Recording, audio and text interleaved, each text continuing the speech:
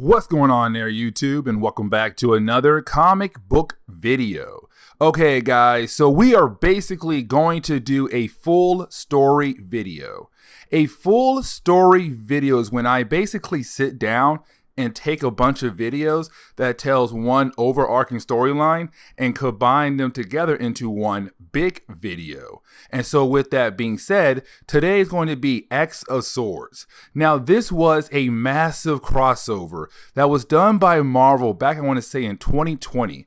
It was a way for Jonathan Hickman and his fellow writers to wrap up the Dawn of X era of X-Men comics. Of course, that took place right after House of X and Power of X, but right before X of Swords. But either way, this was a massive crossover event where basically you had 21 chapters. Yes, 21 chapters.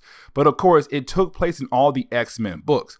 But it came all together to tell one big, huge story where the X-Men had to fight against a lost mutant group from Arako, another island that was gone, that was part of Krakoa. With all that being said right now, this is basically the full story video. All 21 chapters put together in one big, huge package. Nicely wrapped with a bow. So here it is, X of Swords, full story video. Let's go.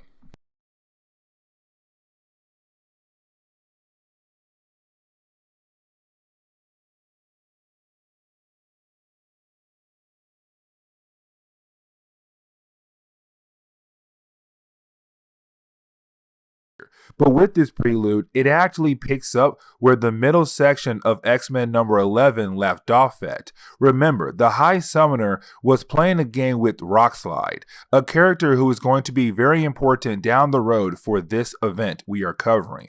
But it was a game for the High Summoner to learn more about the weaknesses of Rockslide and how to use it against him down the road. Something that is actually going to be a problem for the X-Men in this event. Except that is the moment you have Apocalypse appear, because you have to remember that Apocalypse is the grandfather of the High Summoner.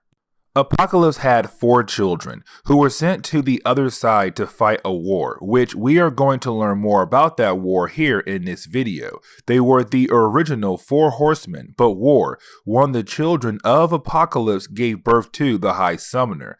But this is the moment you have the High Summoner explain what happened to him, his mother, and the rest of the family of Apocalypse, but also giving us a better idea of what is about to come down the road and retelling things we already knew, but with more information to get us ready for this event.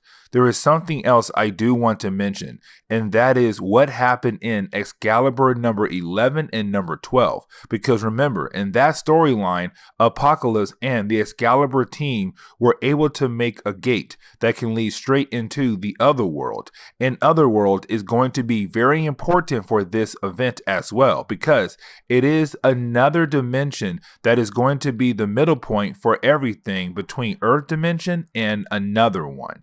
So getting into the important things we need to know, you do have Apocalypse as his grandson, what happened to his children and his wife. That is the moment you have the High Summoner give us the complete history we need, starting off with the very beginning, which is some information we had learned back in House of X and Power of X.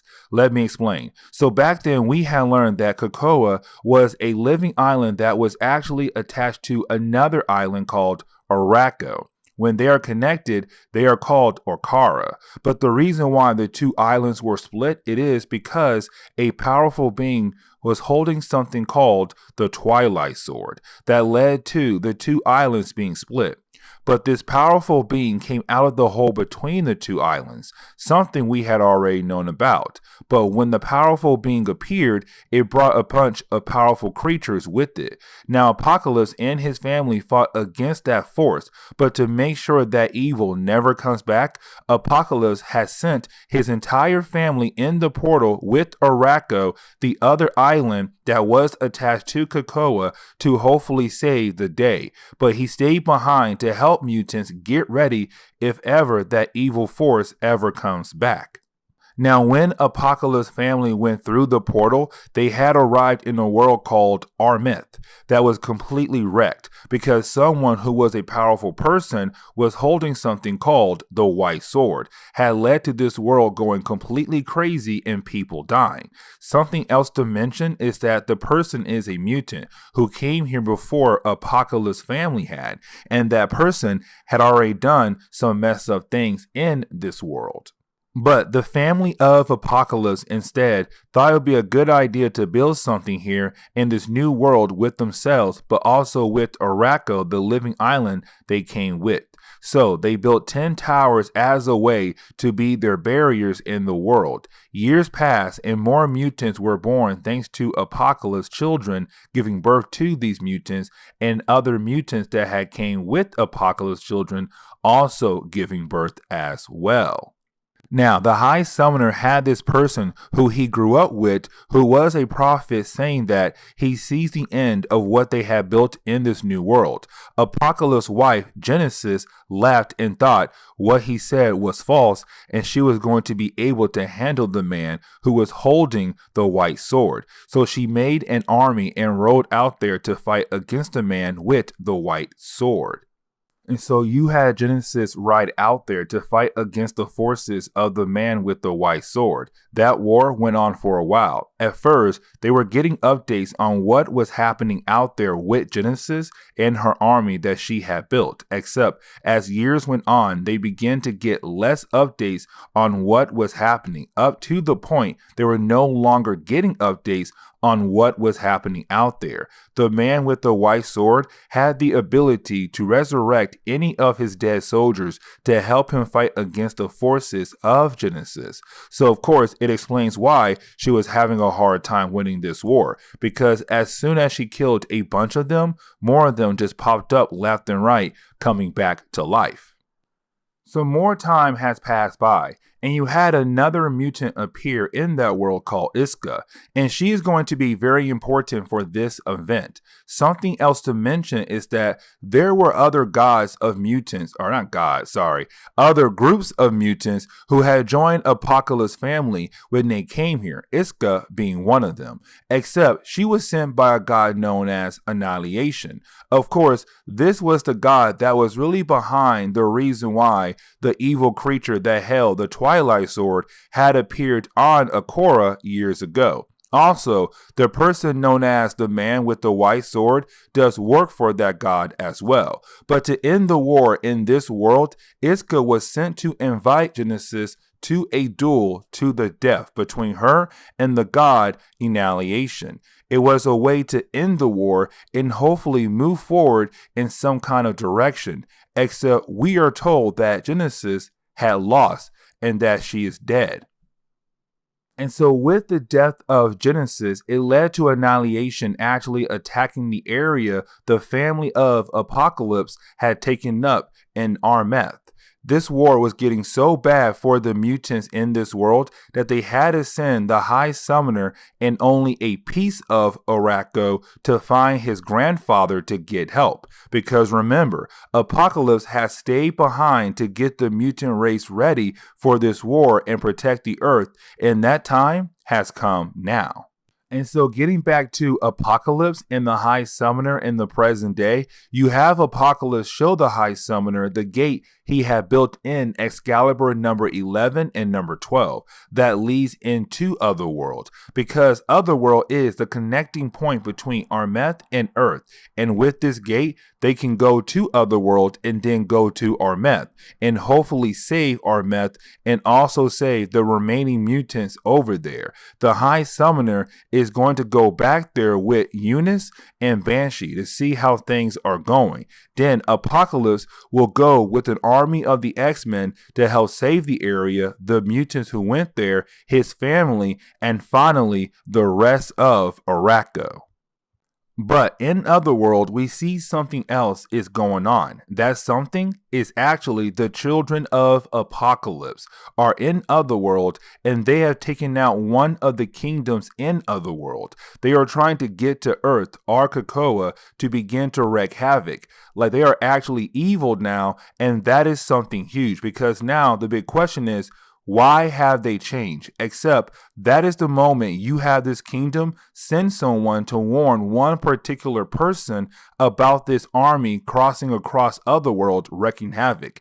Except that person is shot by an arrow by the children of Apocalypse because they are also trying to send a message and lead us into X of Swords. And guys, we are finally in the main storyline in the next video. So with that being said, please leave me a like down below and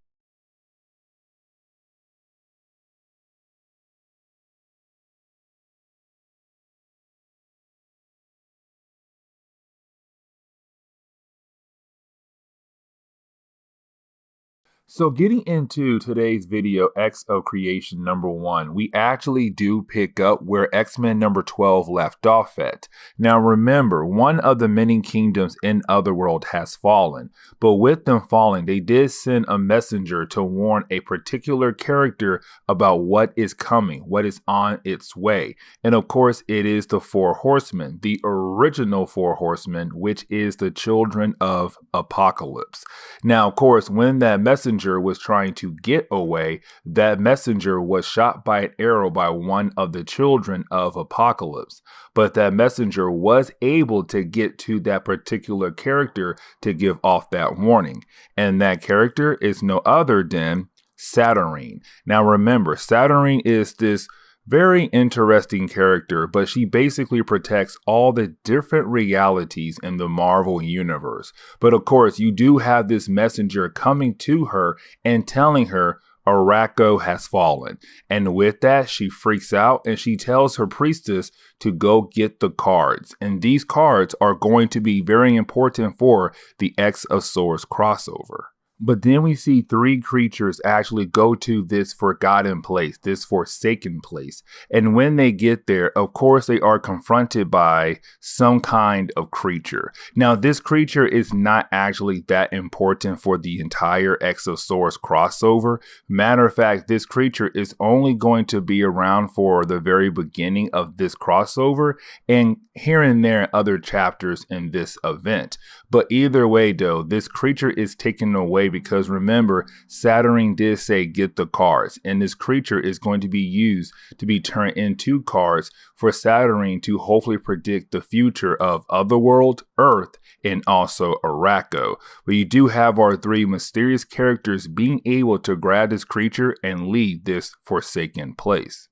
Now, once you have Saturnyne begin the process of actually flipping over each card that could predict the future, the first card she pulls is Judgment. On the card, we do see Apocalypse and his grandson, the High Summoner. Now, with this card right here, it's really saying that when it comes to Apocalypse and everything he has done over the years on the Earth, Arako, and Otherworld, it has come time for him to be put on judgment.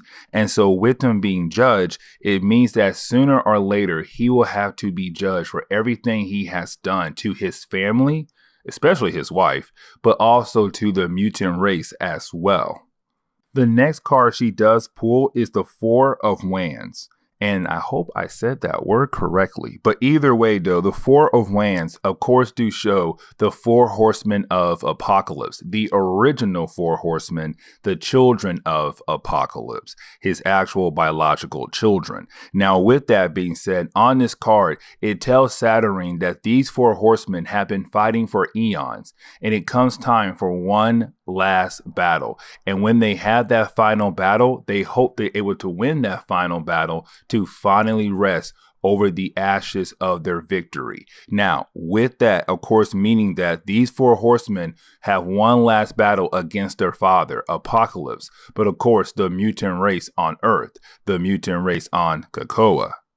Now, the next card she does pull is the Hanged Man. Now, this is very particular, and the reason why, because usually when you pull this card, you have a Hanged Man. But when she pulls the card, she has a bunch of X-Men characters. And that tells Saturnyne something has changed when it comes to the mutant race on Krakoa. And of course, we know what happened. the X-Men have found a way to make a new rebirth process to bring people back to life. Because usually in Marvel Comics, when you die, you die. Now, of course, in Marvel Comics, characters do come back to life, but they come back in some crazy different way. But when it comes to the X-Men, they found a way to actually build a process to bring someone back to life instantly. Because as soon as you die, 5 mutants on Krakoa have the ability to make you a new body, and then Charles Xavier downloads your memory into that new clone body. And so when Saturnyne picked up the card, The Hanged Man, she realized that natural laws have been broken thanks to the X-Men. But on top of that, she realized the X-Men are going to come to Otherworld and play in some kind of game. But the thing is, though, what do they have to lose? Now, the next card she does pull is 8 of Cups. Now, 8 of Cups shows us the face of Genesis, the wife of Apocalypse. Now, this is very important because remember, in our last video, X-Men number 12, she died. When her and her children, the children of Apocalypse, went to Armeth and she fought against the god of annihilation, she died in our last video, and for some strange reason, Saturnyne pulls this card, and apparently Genesis could possibly not be dead. There could be a possibility that she is alive and well, but she's very upset with what Apocalypse had did, which was sent her and her children into that other world to fight an endless war. And so hatred could have possibly filled her heart, and she wants to come back and kill her husband Apocalypse. And the final card she pulls is 10 of Swords, and that right there is very important. And the reason why, because she's telling us 10 X-Men characters will hold a bunch of swords, and they will fight in some crazy battle at the end of this event. But of course, those 10 characters, they must go out there and actually get their swords so that they'll be ready for this big battle to come at the very end of this crossover event. And so now, with all the cards being pulled, Saturnyne has an idea what could possibly be coming down the road for Otherworld, Krakoa, but also Arako as well. Now, back on Krakoa, we do actually pick up with Rachel Summers and Rockslide.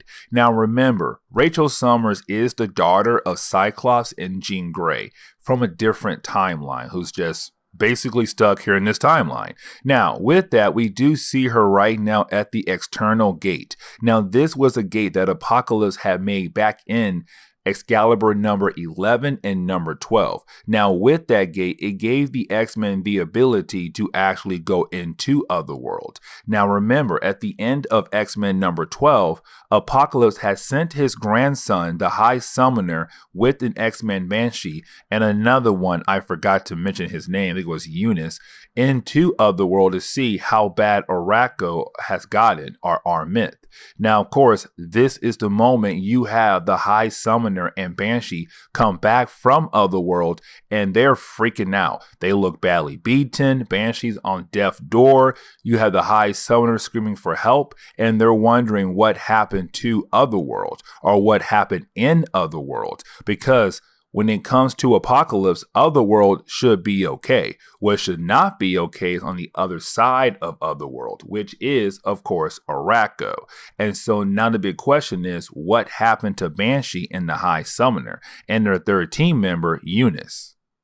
Now, you do have Rachel Summers and the High Summoner take Banshee over to the Healer. Now, with that being said, though, you still have everyone wondering what happened in Otherworld to the High Summoner and Banshee. Because remember, when it comes to Otherworld, it is basically the central point to all the different realities in the Marvel Universe, or multiverse, but also the central point to all the different dimensions in the Marvel multiverse as well. And so with that, they're wondering what happened in Otherworld, because High Summoner and Banshee were supposed to use that central point as a way to go over to Armeth, to go over to Arako.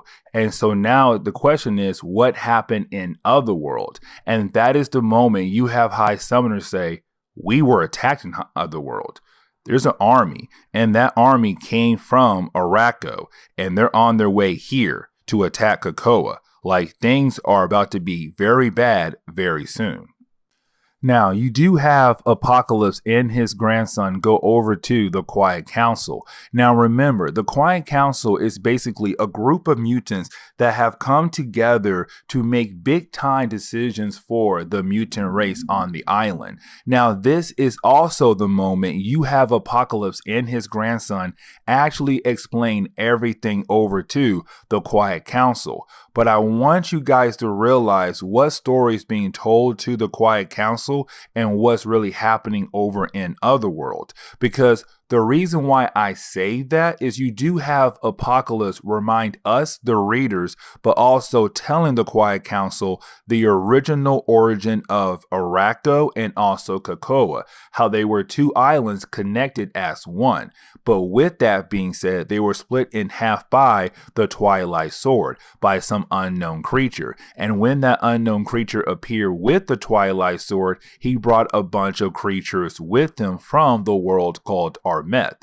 Now, Apocalypse had basically used his children and his wife as a way to fight those creatures back into their hole. But of course, to make sure that portal stays closed, you had Genesis, Apocalypse's wife, and their children go into that other world to continue that fight. But now you have the grandson of Apocalypse, the High Summoner, tell Apocalypse and the Quiet Council that basically the Four Horsemen and Genesis, they have failed. And right now, the army of Armeth is crossing across Otherworld to reach one particular gate, and that gate is the external gate. Because remember, Apocalypse made the external gate as a way to access Otherworld more freely. But the reason why that gate is so important, because the external gate can be used by almost anybody, not just mutants, but anybody. And that is huge, because you have to remember,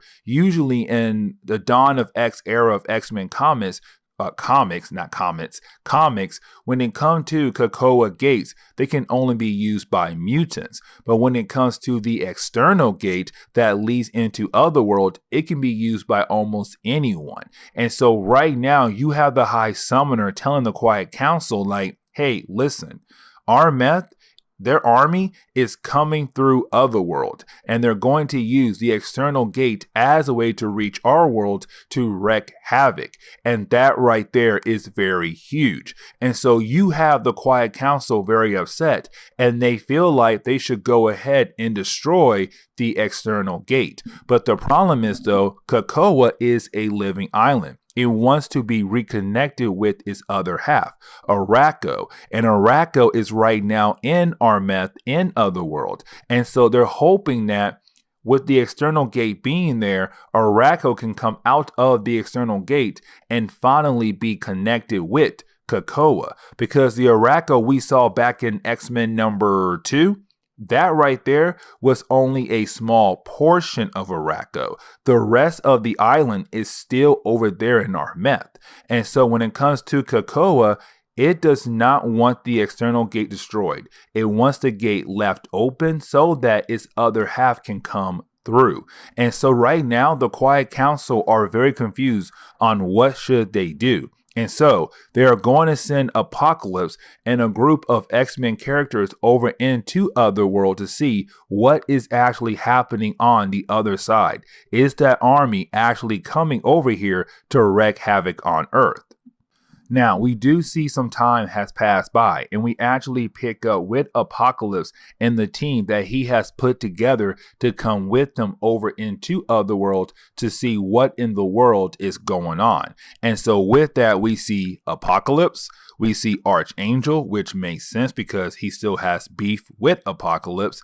We do see Beast because he's a scientist. He wants to learn more about the other worlds in the Marvel multiverse. You do have Havoc, which is the brother of Cyclops, Polaris, the daughter of Magneto, Monet, who's just there for some strange reason, and you also have Rockslide. Now remember, Rockslide is going to be very important. I told y'all that earlier in X-Men number 12. Rock Slide is going to be one of the many crucial points in this crossover. On top of that, you have Richter as well, who's from the Excalibur team, who had apparently built some kind of tight bond with Apocalypse. It's kind of weird in a way. I have no idea why. It just bothers me.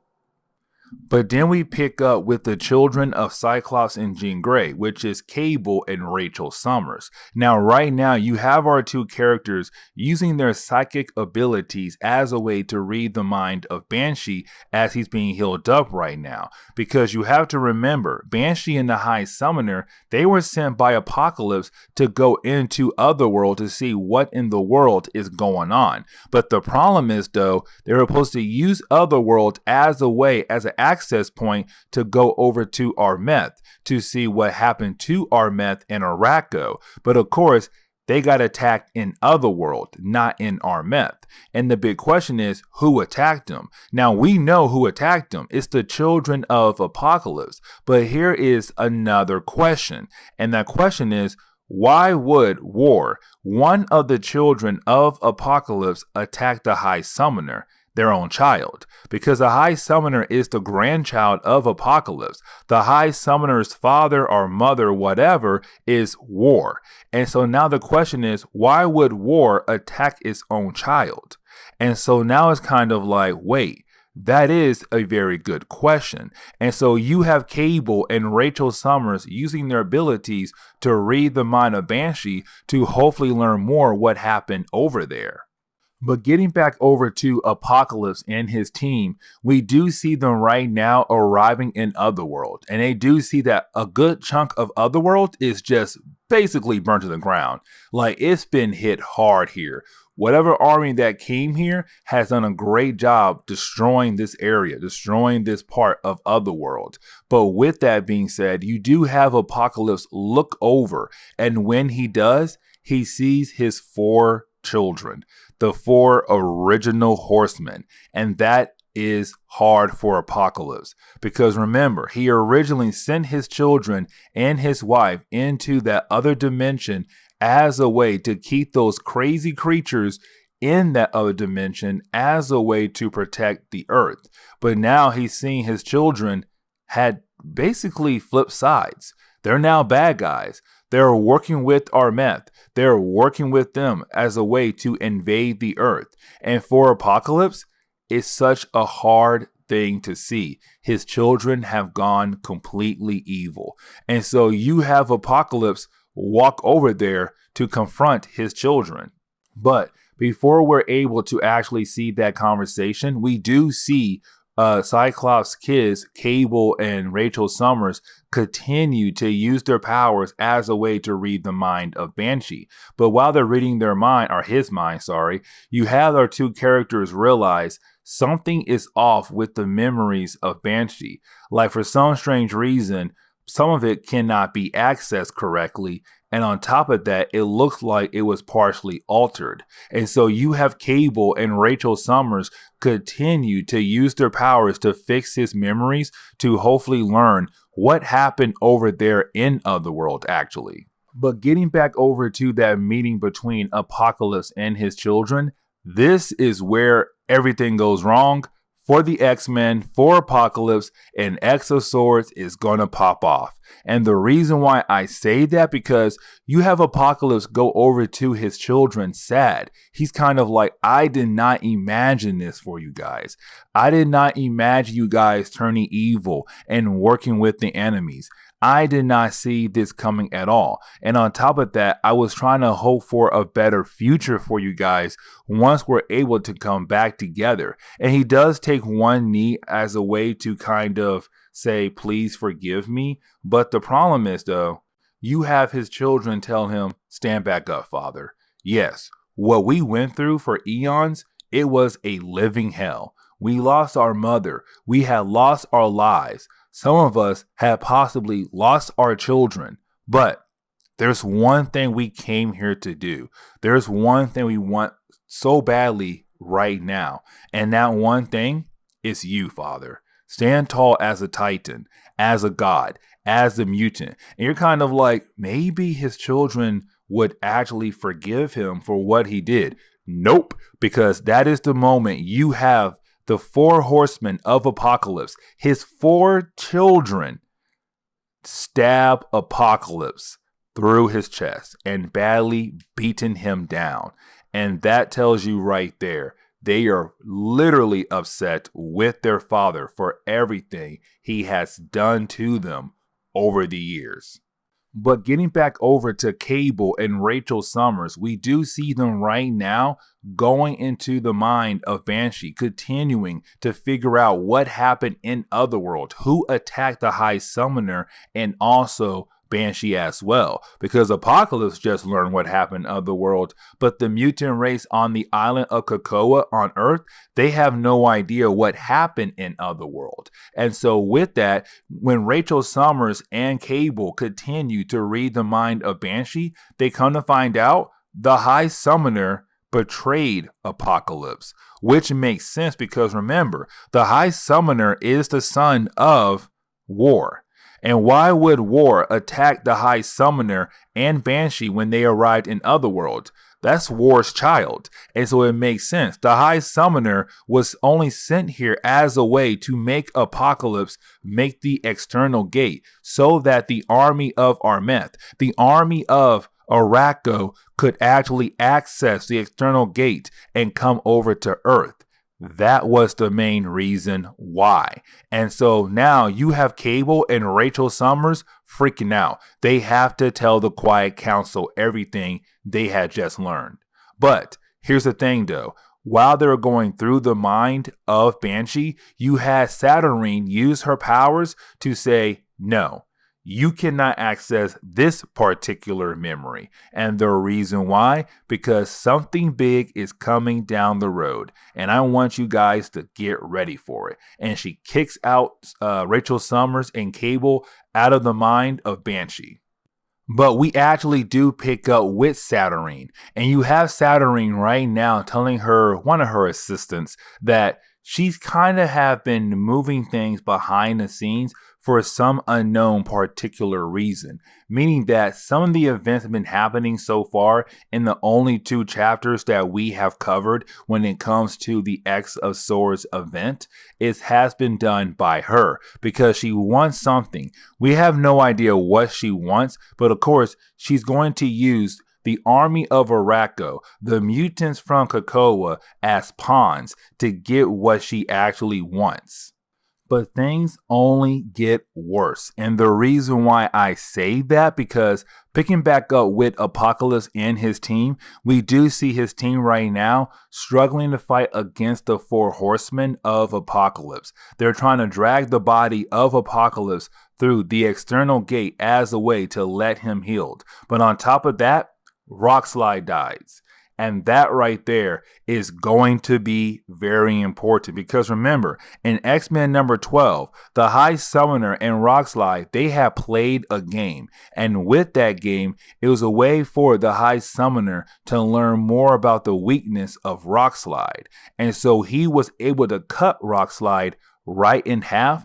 And that is going to be very important. And you'll see why. But they do have to get Apocalypse away and through the external gate.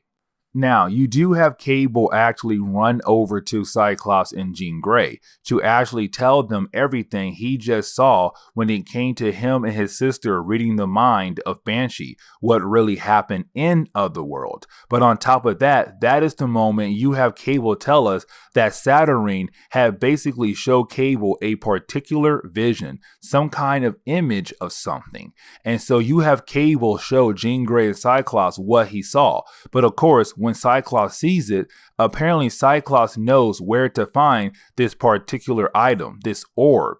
And he says, listen, we have to go somewhere, but this place has been shut down for a very long time. Now, we're going to learn more about that orb, but of course in later chapters of this event. But either way, now you have the Summers family going on their own adventure.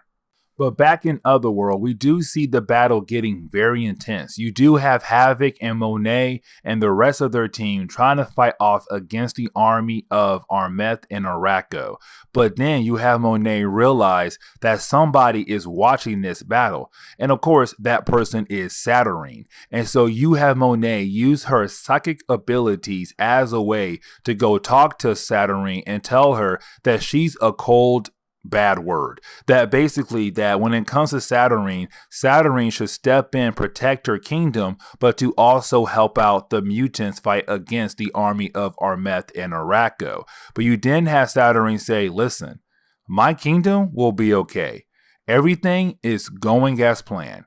Everything I saw to happen down the road is happening right now. So honestly, I do not need to do anything at all. And that is the moment you have Saturnyne actually push Monet out of her mind, which of course sends a huge feedback and makes Monet fly back where she was in the battlefield. But getting back over to Cyclops, Jean Grey, and Cable, we do see them right now going to a random facility on Earth. Now, you would think that this could be the facility that is holding that orb that Cable saw in that vision that was given to him by Saturnyne. But it's not, because this facility actually teleports Jean Grey, Cyclops, and Cable somewhere else. Now, we have no idea where, but with them being teleported to a different area, they do find the orb actually. But before we are able to see what is so important about the orb or get an idea what that orb is, we actually do jump over to Otherworld, where you have Saturnyne use her powers to teleport herself right in the middle of the war, and she stops everybody. She freezes everyone, and this is going to be huge. But we have to jump back over to Cable, Cyclops, and Jean Grey, because you do have them kind of inspecting the orb that apparently Cable said is very important. But with that, as they're inspecting the orb, that is the moment you have Cyclops say, listen, this orb is shut down, but to turn it back on, we need a very high amount of energy to power it back on. And that is the moment you have Cable pull out his sword that he had received back in the earlier storylines in his Cable solo series. And now this sword is going to help him power on this orb.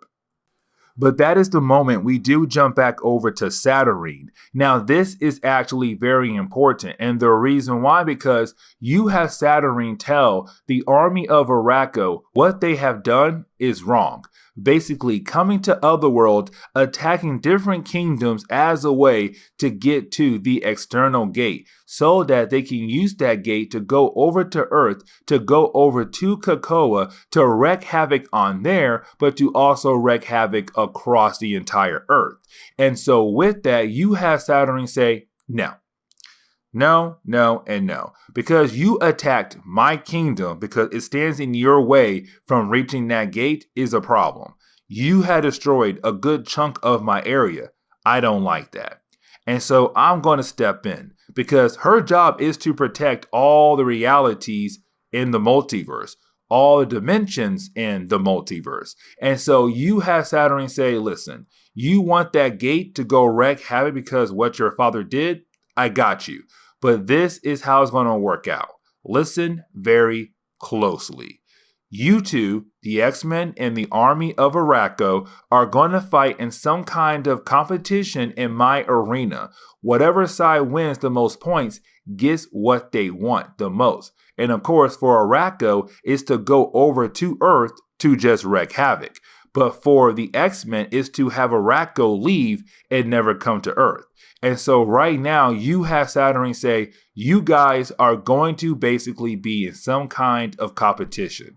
Then she goes on and show both sides the 10 swords they each need as a way to win their battle or to fight in this arena. And so Polaris does get the vision of the 10 swords she needs to tell the X-Men about to go out there and get so that they can fight in this arena. And she also shows Death the 10 swords they need to fight in this competition to get what they want, which is, of course, go over to the external gate. And so that is the moment we actually pick up with Cable, Jean Grey, and Cyclops to wrap up this storyline, to wrap up this video. You do have Cable use his sword as a way to power up this orb. But when he does that, when the orb finally comes online, that is the moment we come to find out this orb is part of some kind of space station. And that space station is no other than SWORD. And remember, SWORD was an organization that Marvel had made as a way to protect the Earth from any kind of alien attacks that could possibly come down the road. But this station was shut down. And so with that being said, with Cable using his sword to power up this orb, it powered up that space station. But now the question is, what is so important about this space station? But this is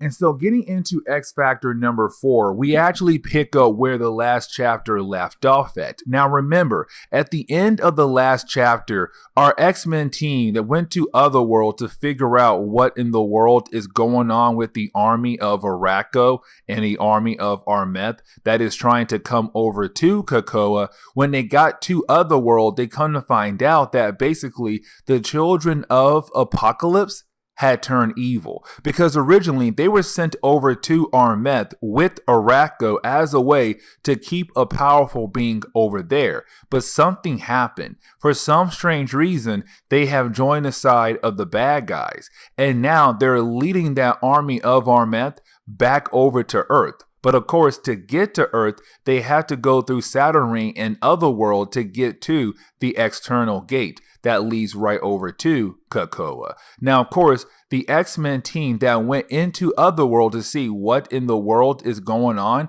when they got there, they were confronted by the children of Apocalypse. And of course, the children of Apocalypse, with them being evil now, they attacked their father and badly beaten him down. But they also killed off Rockslide, and Richter got also injured as well. Now, with all that information said, though, you had the X-Men team learn what swords they needed for this event, but then they ran back through the external gate to come back over to Krakoa to get patched up, because Richter and Apocalypse, they're badly injured. On top of that, Rockslide died. And so right now the big question is, can they bring Rockslide back to life? Because remember, with the new era of X-Men comics, they actually do have a way to bring people back to life by just making clone bodies of them and downloading their memories into those new clone bodies. But either way, though, the big question is, can Rockslide come back to life? But that is the moment we actually do see Saturnyne use her powers to shut down the external gate. Because remember, she hated the gate the entire run of Excalibur. She hated the mutants, especially Apocalypse. And so now, with her actually having the ability to just shut down the gate, she does shut down the external gate. And so now the X-Men don't really have a way over to Otherworld except going through the brother of Bessie Braddock, Jamie Braddock. Because remember, in Otherworld, he has one of the many kingdoms under his rule, Avalon. And there is a gate in Avalon that the people of Krakoa could use. But the external gate, the second gate they made that could lead into Otherworld, is no longer around, thanks to Saturnyne. Now, of course, with the external gate closing, there was some kind of feedback, and that feedback actually affected Polaris, the daughter of Magneto. And of course, everyone is wondering what happened to her, because she came through the gate perfectly fine. But once the external gate had closed down, something happened to her. Some kind of feedback from the gate shutting down actually affected her mind. At the same time, Saturnyne was playing with her mind as well, getting her ready to share the information she needs to share with the rest of the X-Men characters on Krakoa.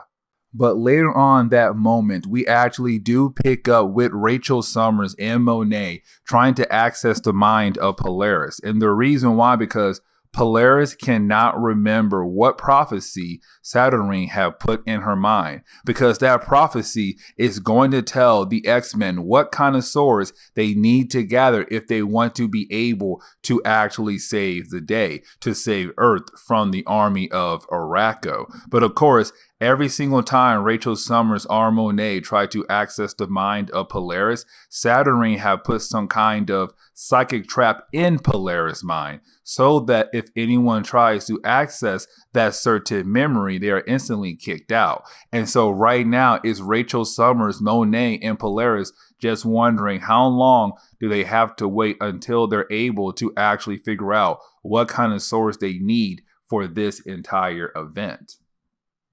But then we jump over to Apocalypse and Richter, because right now they're in the healer's room. Of course, Healer is an X-Men character who has the ability to, well, heal. But either way, right now you have the healer trying to heal Apocalypse, but Apocalypse wants the healer to use his abilities on Richter. But you have the healer tell Apocalypse that Richter is going to die soon. We can bring him back to life, but there's a bigger chance we can actually save you. Now, Apocalypse does not like the idea. He wants to keep Richter alive, like they have some kind of special bond. But either way, though, you do have Apocalypse begin the process of trying to kill the healer for not trying to save Richter. But of course, someone comes in and stops Apocalypse from killing the healer. Of course, the person who was trying to stop Apocalypse from killing Healer was Dr. Reyes and also Rachel Summers. By, of course, accessing his mind, they realize that Apocalypse is being affected by his children in his mind right now, some kind of psychic poisoning. But either way, you do have Dr. Reyes and Rachel Summers being able to stop Apocalypse from actually killing off the healer. But later on that moment, we actually do pick up with Charles Xavier and Polaris meeting up with the Five. Now remember, the Five is basically 5 mutants on Krakoa who had the ability to bring almost anyone back to life by making them a new clone body, so that Charles Xavier can download the memories of that person into that new clone body. Now here comes the big thing though. Of course, you have Charles Xavier read the mind of Polaris to kind of catch up with everything going on. And so you do have Charles Xavier tell the Five they need to bring back Rockslide, since he did die over in Otherworld, but also bring back Richter because he did die in the healing room. And so, of course, you do have the Five begin the process of actually bringing back Richter and also bringing back Rockslide as well. Now, of course, some time does pass by and we actually do see a new version of Richter and a new version of Rockslide. But this is where things begin to fall apart for the X-Men. And the reason why I say that is because right after Richter and Rockslide are brought back to life, you do have Charles Xavier begin the process of downloading the memories of Richter into his new Richter body. But when it comes to Rockslide, there is some complications. And this is why. Because when Richter died back on Krakoa. But when Rockslide died in Otherworld. And so, for some strange reason, there was some powerful feedback when Charles Xavier actually tried to download the memories of Rockslide in the new body of Rockslide, to the point where basically it shuts down Cerebro, knocks out Charles Xavier, and Rockslide is not like who he should be right now. Which of course means because Rockslide died in Otherworld, there could be some complications with bringing someone back to life if they die in Otherworld. Now this leads into another problem, and that problem is you have the Five freak out because they have made other eggs after making Rockslide and Richter, and of course those eggs are holding new clone bodies of other people who have died in the past. But here comes the big problem though, and why they're so worried. They're afraid there could be some kind of virus that could possibly affect the other eggs, because Rockslide came back out and Rockslide basically fell apart right after coming out. And what if Rockslide has some kind of virus inside of him that could possibly affect the other eggs? And so you have the Five just kill off these eggs. And these eggs were holding new clone bodies of characters who were trying to be brought back to life who had died over the years. And so that is the moment you actually have Charles Xavier realize that this is Rockslide from their universe, but also not their Rockslide. This could be a different version of Rockslide from some alternate universe they have no idea about. And somehow that could possibly affect the idea of bringing someone back to life. Because when the X-Men bring someone back to life, like I said earlier, it's them making a new clone body of you and downloading your memories into that new clone body. But now there could be a possibility that if you die in Otherworld and you're brought back to life, there could be a different version of you from somewhere else. And of course, that could cause a lot of problems for the X-Men, because what if that other version of you is not good? What if the other version of you could possibly be some kind of mass murderer? And so right now, the X-Men realize Richter, who died here on Krakoa, he is okay. But Rockslide, because he died over in Otherworld, it made things very difficult for everyone. But then you have this big meeting going on with the Quiet Council, where they're basically trying to figure out what is the next move. What is the next move now? Because it now seems like Rockslide could be possibly gone forever. Because now it seems like if you die in Otherworld, the version of you that been around in the main Marvel universe is gone forever because you die in Otherworld. And so meaning that Rockslide, the one they have right now, is a different version of Rockslide from a different universe possibly. But the original Rockslide, he's gone forever. There's no way that Rockslide could possibly be brought back to life at all. And so now this makes the X-Men rebirth process very complicated and confusing. But either way, though, you do have Magneto get very upset with his daughter because Polaris is the only person who knows what 10 swords the X-Men need right now to gather as a way to fight for Krakoa in their big battle against Arako. But because she can't remember, you have Magneto actually yell at his daughter to the point it finally unlocked her memories. Now, I'm not going to sit down here and explain what the prophecy was, but basically now the X-Men knows what 10 swords they need to get as a way to defend Krakoa from the army of Arako. Now, this leads into a very cool moment of the book. And the reason why I say that, because you do have Polaris basically use the bones or the rocks of Rockslide's body to make something new. Because the other version of Rockslide they had, it died off. And so you have Polaris basically use the body of that other version of Rockslide to make something else.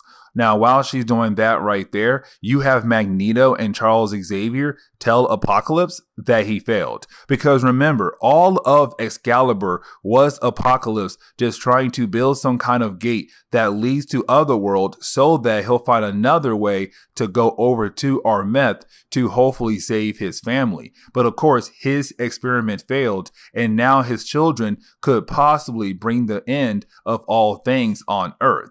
And so right now, you have the X-Men actually let Apocalypse die because his wounds were just too severe. But don't worry, because since he's dying on Krakoa, he'll be able to be brought back to life. But Rockslide cannot. And so you have Polaris actually make some kind of thing on the ground on Krakoa. And this thing is where the 10 X-Men characters are going to gather here for this big crossover event. When those 10 characters are able to get their swords, they must come here and wait for the others to gather here so that they can go over to Otherworld to fight against Arako. Now, with that being said, the X-Men are very lucky that one of the X-Men is already there with her sword. And of course, that person is Magic. But again, there are still 9 other swords out there the X-Men must get. Now, Cable, he has one of them. So it means there's still 8 other X-Men out there who still have to get their swords and bring their swords over here to get ready for the battle against Arako. But this is where we are going to end today's comic book video. So please leave me a like down below and subscribe. Also, if you have any suggestions on books I should read, well, please let me know in the comments below, because you never know, your suggestion could be a future video down the road. But guys, I'll see y'all next time. Later.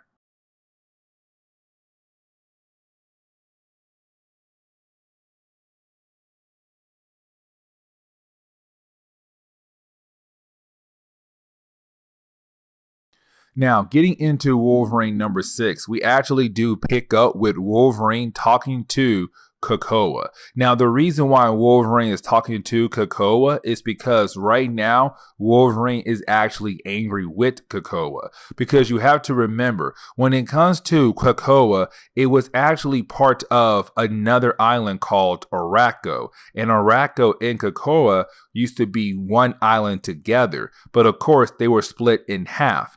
Except Arako was sent away into a different dimension. Now, Krakoa heard about the external gate, a gate that Apocalypse had built as a way to bring back that island, but as a way for Apocalypse to bring back his family that he had sent with Arako into that other dimension. But of course, when it came time to decide what to do with the external gate, the X-Men decided to go ahead and close it off as a way to save the Earth. But Krakoa did not want the gate closed. And matter of fact, Krakoa wanted that gate open. And so to Wolverine, he's very upset with Krakoa. And the reason why, because to Wolverine, he feels like Krakoa just wants to have a war so that it can finally be reconnected with this other half, but not fully understanding what the cost of that could happen. Basically, the ending of everything on Earth. And so right now you have Wolverine saying, fine, you want this war so that you could have your other half? I'm going to find my sword and get that sword to fight this war, to hopefully win this war, and hopefully you'll be able to reconnect with your other half. Now, of course, the blade that Wolverine needs to get is the Muramasa blade. And I really hope I pronounced that correctly, because I do know that sometimes you guys get very upset when it comes to me pronouncing things. And sometimes I do try my best and I do mess up. So please forgive me. But the Muramasa blade is very important when it comes to the history of Wolverine. And the reason why, because there was a point in Wolverine timeline where he basically thought his wife and his unborn child was actually killed off. But he came to find out that his son actually lived. And of course, that son was Daken. And we see him in X Factor right now at this point in Dawn of X. But either way, Wolverine was so angry because he thought he lost his wife and his child. And so he went to a guy named Muramasa and asked him to make a blade to be made out of his soul. And so Wolverine gave a piece of his soul to be put into that Muramasa blade as a way to use that blade against the people he wanted to kill. And Wolverine was able to do that. The problem is, though, that blade and Muramasa, the man who made that blade, have disappeared. And so Wolverine must find Muramasa to find the blade once again to basically use it in this war. Now, of course, you do have Wolverine go over to the Silver Samurai. Now, this was a character that was originally a New Mutant character. Like, really, the New Mutants have fought against this character first. But then later on in Marvel Comics, you saw Marvel kind of change the idea of making Silver Samurai be more of a Wolverine villain instead. Now, at this point in Marvel Comics, Silver Samurai is no longer a bad guy. And matter of fact, he is on Krakoa. Now, the reason why Wolverine is there talking to the Silver Samurai is because the Silver Samurai knows where to find Muramasa, so that Muramasa will be able to make Wolverine another Muramasa blade. But with that being said, for Wolverine to get that information, Wolverine must defeat the Silver Samurai in a duel to just get that information, which of course Wolverine was able to do so easily. But then we jump over to Arako, where we actually do pick up with two of the children of Apocalypse. Of course, two of the original horsemen of Apocalypse. But right now we see them going down into a certain kind of prison. Now, this prison was actually holding somebody who's supposed to join the side of Arako for the big battle between Arako and the X-Men. Now, this person that is locked up in this prison was actually locked away because this person had killed the husband of war. And so when the husband of war was killed, you had the four horsemen of Apocalypse his children locked this person away. And of course, that person is no other than Solemn. Now, Solemn has been locked away for a very long time. And matter of fact, the children of Apocalypse were really hoping that with him being locked away for so long, maybe he'll finally be broken mentally and physically. But in reality, he was not broken. And matter of fact, this dude had a good old time just chilling, relaxing, and just reading books left and right. But of course, they came to him to say, listen, we need your help, because Saturnyne had predicted which people are going to be involved in this war. And of course, you are one of those people to fight for our side, Arako. But you need to get a certain kind of blade. And of course, the blade you must get is, of course, the Muramasa blade. So go out there, find that blade, and get ready for the big war against Earth and Krakoa. And of course, he does leave, but you do see how the 4 horsemen of Apocalypse are really upset with the idea of releasing this man because, again, he did kill War's husband. But then we jump back over to Wolverine as we see him right now going over to Japan. Now, the reason why he's going over to Japan, because with the clues that he had gathered from Silver Samurai, but on top of that, the clues he had picked up in Japan, he realized where he needed to go to basically find Muramasa. Now, when he walks through Japan with all the clues that he had gathered, and he actually goes over to the temple of Muramasa, he doesn't find Muramasa at all. And matter of fact, he finds out another problem that had happened here in this area of Japan thanks to Muramasa. And of course, that problem is the Hand. Now remember, the Hand is one of those evil ninja organizations in Marvel Comics that has been around for a very long time. But the reason why I'm bringing them up is this reason why here. Because Wolverine tells us as soon as there was a breach between 2 different dimensions like Otherworld and Earth, or Krakoa in Otherworld, there was another breach here in the home of Muramasa, Earth and Hell. Hell has spilled over to Earth, and basically Muramasa is no longer on Earth. He's now in Hell.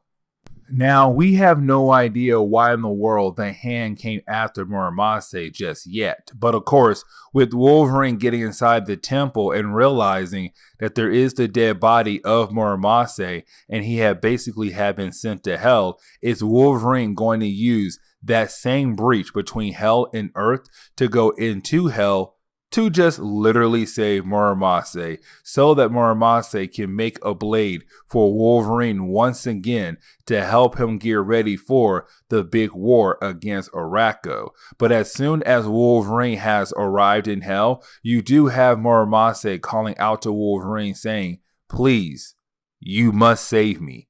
Save me, Logan." Now, we do jump over to X-Force number 13. Now, when we do the 4th chapter of X of Swords, we actually do pick up with Wolverine right before he had jumped into Hell to basically save Muramasa. Because when he walked into the home of Muramasa, he was basically confronted by members of the Hand. Now, of course, you do have the Hand begin the process of actually attacking Wolverine. But the thing is, though, while you have Wolverine fighting against the Hand, he does cut off some of their mask. And when he does that, well, of course, he sees what's underneath their mask. And they look very dead, but demonic at the same time. And so you have Wolverine wondering, what in the world has happened to the Hand? Now, of course, because he was fighting against the Hand in the home of Muramasa, it basically led to him falling through the breach that led to him going into Hell. Now, of course, when he got to Hell, he was confronted by Muramasa. But while being confronted by Muramasa, you also have more members of the Hand continue to fight against Wolverine, and they do capture Wolverine, taking him away. And that leads up to the moment we saw at the end of the last chapter, where you had Muramasa calling out for Wolverine for help. Now, you do have Marvel kind of remind us that when it comes to Muramasa, he was known as one of the greatest swordsmiths in the world because he made the best swords in the world. Matter of fact, he could be the best. But now with him being in hell, he could possibly change that title to the best in multiple worlds because again, he's now in hell. Now with that being said, you do have Muramasa tell us that he needs to hurry and make the perfect blade. 2 perfect blades. And the reason why? Because there is a big ceremony that is going to happen very soon, and those swords have to be done before that ceremony. Now, of course, when Wolverine wakes back up, he's in a prison cell. Of course, the hand threw him in that prison cell, but of course, he is confronted by Solemn. Now remember, Solemn is actually part of the army from Arako that is also getting ready for the big war in Otherworld that's being done by Saturnyne. Now with that being said though, when it comes to Solemn, he's also here in hell to also get the Muramasa blade. And so right now it's him kind of basically telling Wolverine that they're after the same thing. Now, of course, we do get a small flashback to learn more about Solemn. Now, you do have Marvel kind of explain how the world Solemn was able to arrive in hell. And of course, you do have him say that back on Arako, basically, Solemn went and found the Oracle in that area. And of course, he had to pay some kind of tribute as a way to get information on where in the world Muramasa was at. And of course, what he did was he killed off the Oracle's sister. And the reason why he did that because the Oracle was banned to an island thanks to her sister. And so you had Solemn kill off the Oracle's sister as a way to pay for information so he can learn where in the world Muramasa was at. And of course, he learned that Muramasa was in hell. Now you're still wondering, okay, how in the world did he get into hell though? Well, let me explain. Because what happened was you had the Oracle actually give Solemn a key, a hell key, as a way to stab some rocks or whatever to open up a portal to hell so that Solemn can go into hell. And so that is how he had arrived in hell, looking for the Muramasa blade. Now, this is the moment you have Marvel kind of give us more information about Solemn, but not everything, as a way for us to want to learn more about this character. And what I mean by that is you do have Wolverine try to kill off Solemn because Solemn told Wolverine that you are going to help me find the Muramasa blade. And we all know Wolverine, he's kind of like, no, I'm also here for the same blade. So why would I help you find the blade that I also want as well? And so you have Wolverine try to kill Solemn. The problem is though, when he tried that, Solemn did not get damaged at all. And the reason why? Because Solemn bones are also covered in the same metal that Wolverine's bones are covered in. And so of course, Wolverine was unable to actually kill Solemn off. But you did have Solemn give Wolverine the key out of their cell so that they can find Muramasa, get the blade, and possibly leave hell. Now, to go ahead and wrap up this storyline and of course this video, you do have Wolverine and Solemn being able to figure out where in the world Muramasa is at. And of course, he's at that ceremony. Now, this is actually very, very important, because we come to find out what was this ceremony that Muramasa was talking about earlier. And that ceremony was a wedding. Now, there is something else I do want to mention when it comes to the hand. And what I mean is that usually when it comes to the hand, you have to remember there are more than just some random ninja organization out there in Marvel Comics. That on top of that, they also praise a demon as a god. And that demon is better known as the Beast. Now, with that being said, the reason why we're having a ceremony in hell, because the Beast, that demon god the hand people praise, well, right now, his daughter is actually getting married. Yes, the Beast has a daughter, and that daughter is getting married. But the way they get married is basically through 2 swords. That is why Muramasa was in a hurry to finish the Muramasa blade, a new version, because in this ceremony, you have to have two blades, one for the bride and one for the groom. And of course, they're going to cross blades as a way to say that they are now married. But here's the thing though. Now we know there are two Muramasa blades, which is great for both Wolverine and Solemn. And so you do have Wolverine and Solemn basically ruin this ceremony going after the Muramasa blade. Now, after a couple pages of our two characters fighting against the hand, you do have Wolverine actually be captured by the beast, while you have Solemn holding both blades. Now, you would think that Solemn is going to leave with both blades, but he doesn't. He said, listen, there are two blades. One could be for you and one could be for me. But right now I'm holding both blades. With that being said, I don't mind handing one over to you. But of course, it comes with a price. And of course, in this video, we do not learn about that price because it's Marvel wanting to use Solemn for later books down the road.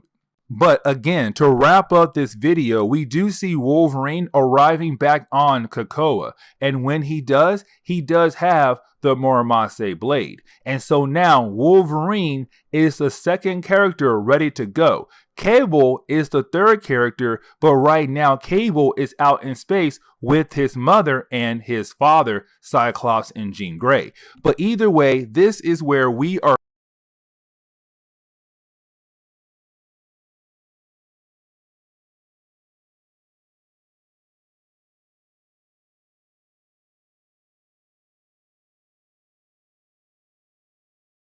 Marauders number 13. Now, the opening pages of this book actually picks up with Storm right now in the middle of some random garden, probably hers, where she is confronted by Kitty Pryde. Now, this is Marvel kind of also giving us a quick rundown on the character of Storm as she grew up before joining the X-Men and in her life after joining the X-Men. But on top of that, this is Marvel kind of reminding us the relationship between Storm and Kitty Pryde. Because when Kitty Pryde first joined the X-Men, she basically was the youngest member on the team. And so Storm was kind of like that big sister or that mother to Kitty Pryde, while Wolverine was kind of like that big brother or father to Kitty Pryde. And so when it comes to two people that Kitty Pryde looks up to, one of them is Storm. Now, of course, with the prophecy being said about who is going to get a sword, of course, Storm knows where she needs to go to get the sword she needs. Now, of course, Kitty Pryde wants to go with Storm because she knows what Storm is about to go through could be very difficult and could possibly bring a lot of problems for her and Black Panther. But Storm does tell Kitty Pryde this is something she must do on her own. And so you do have Storm just walk away. She goes through a portal that, of course, is going to lead her over to Wakanda.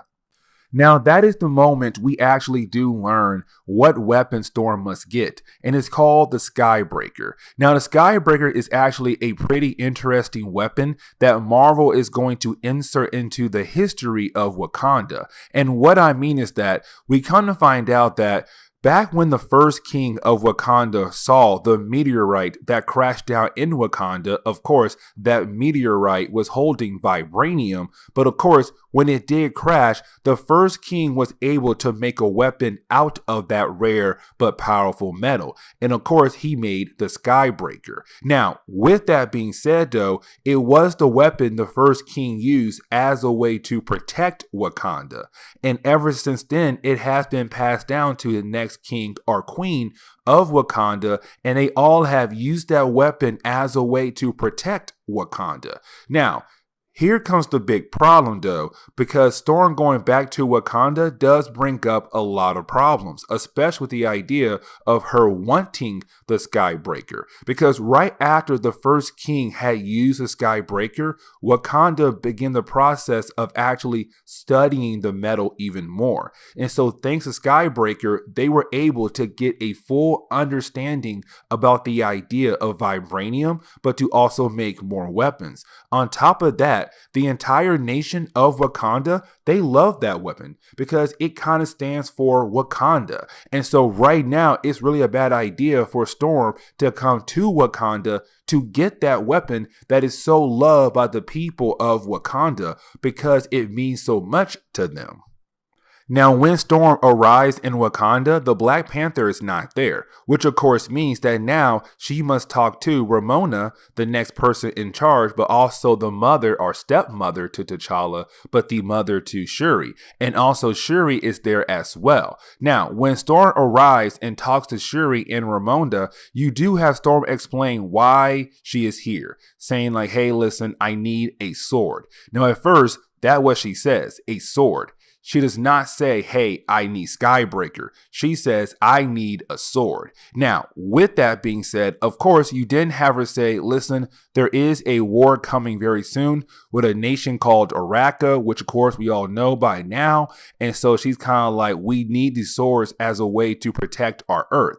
Now, you do have Ramonda and Shuri say, well, listen, if a war is coming, two things. First thing first, we'll be there to help you guys fight against this powerful force. Because even though Black Panther and Storm got divorced, when it comes to the family of T'Challa, they still love Storm. And matter of fact, to Shuri, she looks at Storm as a sister. And she's kind of like, listen, we know my brother, her son, still loves you, and so we know he'll stand with you in this war. But of course, you did say you need a sword.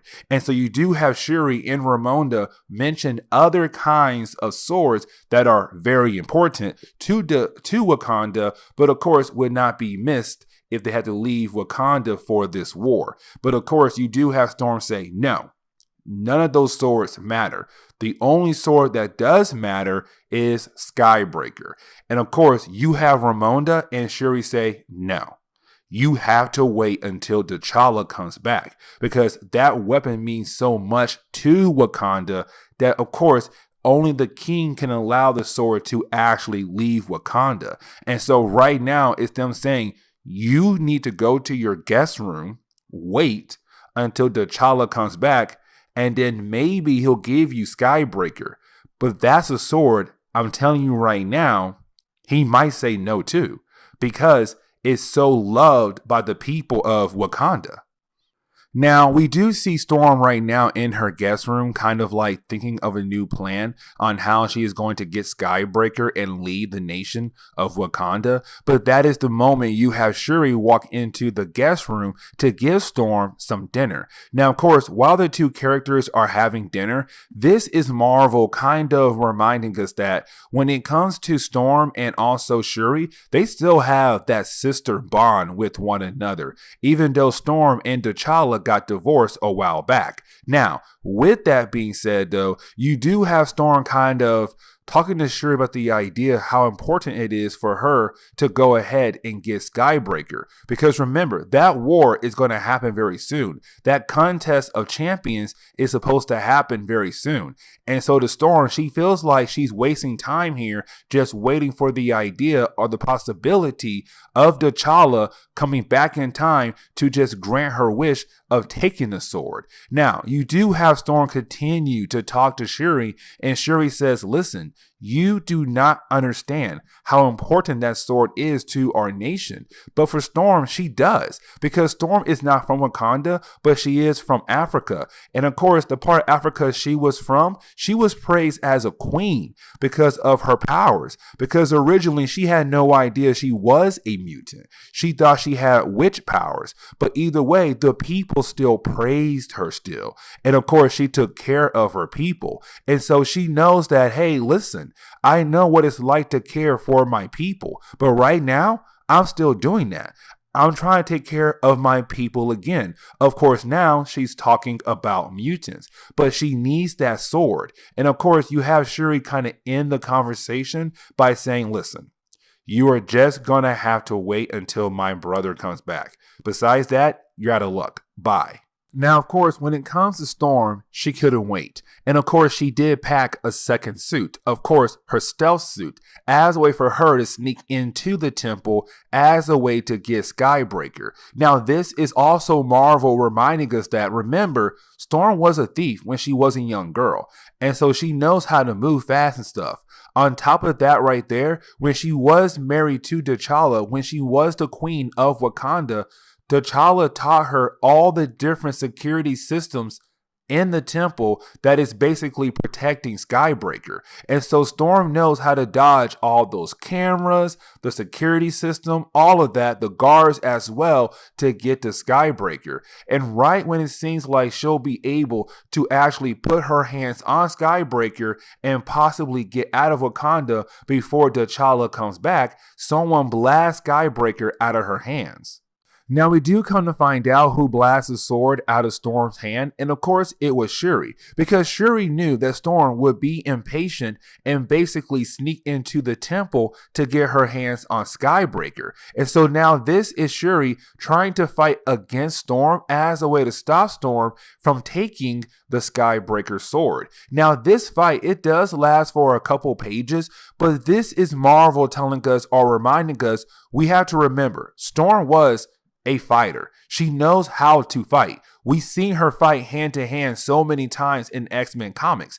And that's why I say Storm is one of my favorite X-Men characters, because listen, you may take her powers away, but she's still one heck of a fighter. But either way though, when it comes to Shuri, we have to remember Shuri was a Black Panther. She was a Black Panther. And so she was a protector of Wakanda, meaning that her fighting skills are good as well. And so this fight is pretty evenly matched. The only difference is though, Storm has powers, and Storm was able to shock Shuri to knock her out, because again, Storm knows how to use her powers, but also how to fight hand to hand to get close enough to knock out Shuri and of course to get Skybreaker.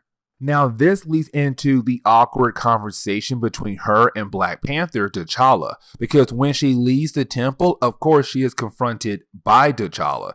And T'Challa's kind of like, if you only waited, like that right there, if you only had waited, I would have given you the sword. You come to our country, we basically welcome you with open arms, and here I was hoping that the way we were going in our relationship, that maybe, just maybe, we could possibly get remarried and you could possibly become the queen of Wakanda once again. But here you are ruining everything because you couldn't wait.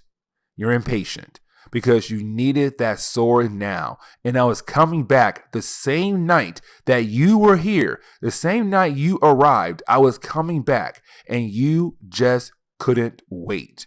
And here you are, hurting that bond between you and I. And of course, for Storm, she's technically in the wrong, because it's not like the war is going to happen in the next like 2 or 3 hours. Storm has time, except Storm grew impatient. And so with that, of course, she's kind of like, no, I have to go now, get the sword. On top of that, she believed that T'Challa was going to say no, but she has to remember that T'Challa loves her still. Like, T'Challa wants to remarry her. And so, of course, he would have given her the sword no matter what. But again, because Storm was so impatient and couldn't wait just a tad bit longer, of course, now T'Challa's like, you've broken that bond between you and I once again. Leave. Leave with the sword. I'll let you take it. But I'm going to tell you now, the connection between Wakanda and Krakoa is broken. You have basically cut all ties between our two nations.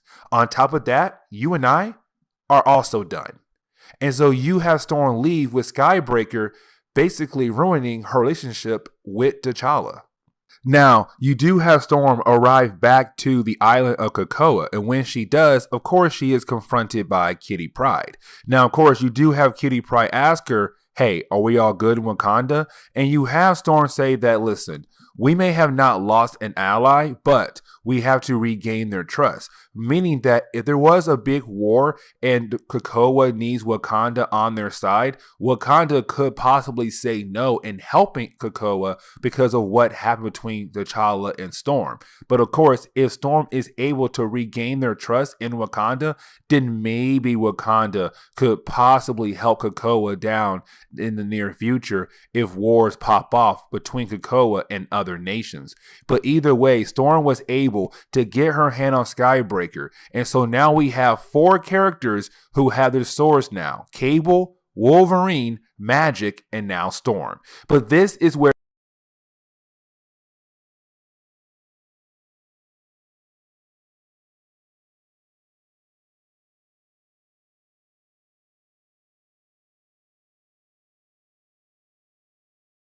So getting into today's book, we actually pick up in the past because we actually pick up with the return of Empath.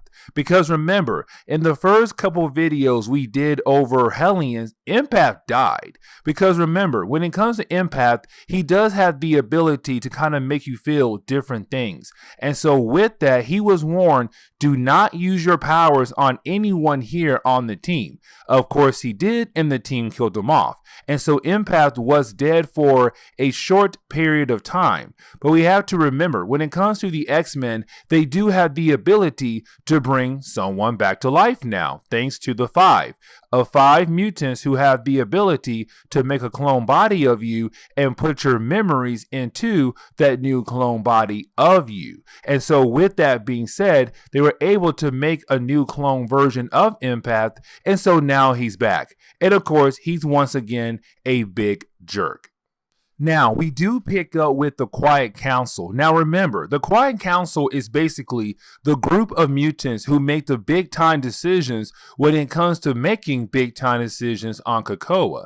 Now, with that being said, right now, they're having another meeting. Now, this meeting is really more of the idea of how can we stop the war from actually happening? Because right now, that war is coming.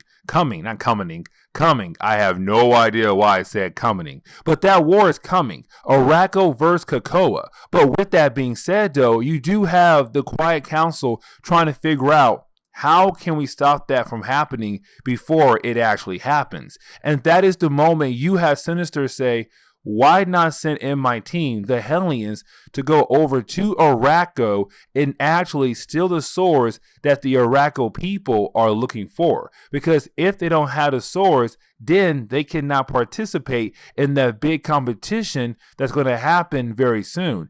And they're going to have to forfeit and lose the actual war. And so right now, it's basically Mr. Sinister saying, send me to Otherworld, or send me to Arako to steal their swords, to stop the war from actually happening before it actually happens.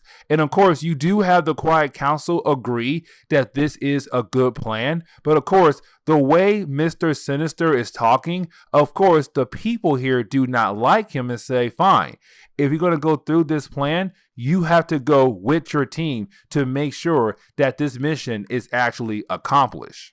Now, of course, this mission is actually shared with the rest of the team of Hellions. But here comes the big problem, though. And we have to remember what happened in the earlier chapters of this crossover, which is that if an X-Men character dies in Otherworld, they cannot be brought back to life. Because if they do get brought back to life after dying in Otherworld, they come back corrupted. They come back messed up, not themselves. And so with that being said, you do have Havoc telling his team, listen, if we go over to Otherworld and we die in Otherworld, that means that we basically cannot come back to life. Because if we do, we will come back corrupted. And of course, that means we technically will have to stay dead.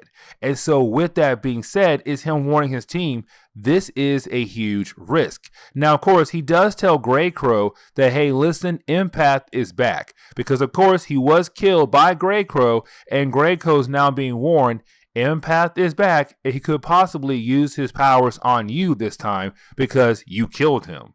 Now, while you have Havoc talking to his team and getting his team ready for this mission, you actually do have Mr. Sinister talking to someone else in his actual home. And of course, he's talking to a clone of him because Mr. Sinister does not want to go into Otherworld or even Arako because he feels like with him being a member of the Quiet Council and who he is, he should not get his hands dirty at all. And so right now, he wants to stay behind. Now, with that being said, he's trying to send his clone version out there to actually complete this mission. But his clone version doesn't even want to go either. His clone version's like, no, you go. I want to stay here where it's safe. Like, dude, no. But of course, it's kind of like, do you really have a choice? And so they play rock, paper, scissors as a way to figure out who is going to go with the actual Hellions team into Otherworld. Now, we do see the Hellions actually go over to Avalon. Now, remember, Avalon is a location in Otherworld. And when it comes to Otherworld, Otherworld is basically the central point to all the different realities and dimensions across the multiverse in Marvel. Now, of course, that's Otherworld. Avalon is just a location in Otherworld. But the reason why the Hellions went to Avalon first is because they want access to the Citadel. And remember, the Citadel is the home of Saturnyne, the one in charge of the big war between Arako and Krakoa. But of course, the reason why Sinister wants access to the Citadel location is because there is a portal that can lead them over to Arako. Now, with that being said, though, you do have to remember who is the king of Avalon, and that is Jamie Braddock, the brother of Bessie Braddock and Brian Braddock, who are right now Captain Britain. Now, with that being said, you do have Jamie say no, but of course, he does change his mind saying, yes, I could help you, but of course, we need a deal. Now, of course, you do have Mr. Sinister tell Jamie, fine, I'll make you a clone of somebody, but you do have Jamie say, to make sure our deal is official, we need to trade items. And so you have Jamie give over his prize horse, but he tells Sinister, I want your cape. Give me your cape, and that right there seals our deal, and we know that we have a deal actually. So hand over the cape. Now, we do pick up with our team right now outside the Citadel in some kind of market, but they're on their way to actually head over to the gate that can take them over to Arako so that they can complete their mission on stealing the other swords that the Arako people are trying to gather. Now, with that being said, of course, they are stopped because the horse that Jamie Braddock had actually gave them was stolen, and that horse belongs to Saturnyne. And so when they arrive at this market outside the home of Saturnyne, you do have the guards kind of like, hey, that horse belongs to Saturnyne, so you're under arrest. Now, you do have Sinister asking Empath to use his powers as a way to make the people who are stopping them right now feel different about them, to say, hey, make them act like they actually like us so that they can let us go. But the problem is, though, Empath doesn't want to do that because in the last story for Hellions,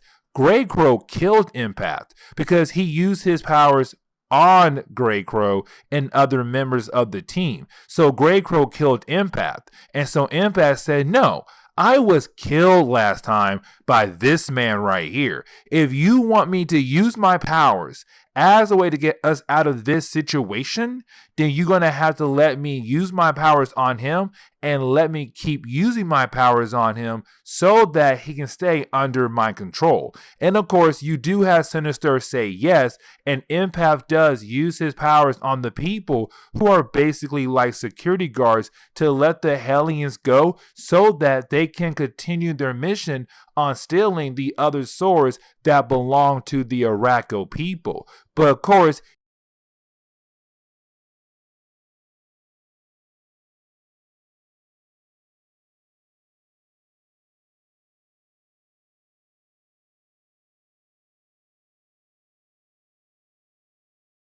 And so getting into today's video, we actually do pick up with Magic. Now, Magic is calling up Cyclops and Cable. Now, you have to remember that right now in this event, Cyclops and Cable and Jean Grey are right now not on the island. They're in space right now on the old Sword base because apparently there's something important on that base that those characters must find and work through.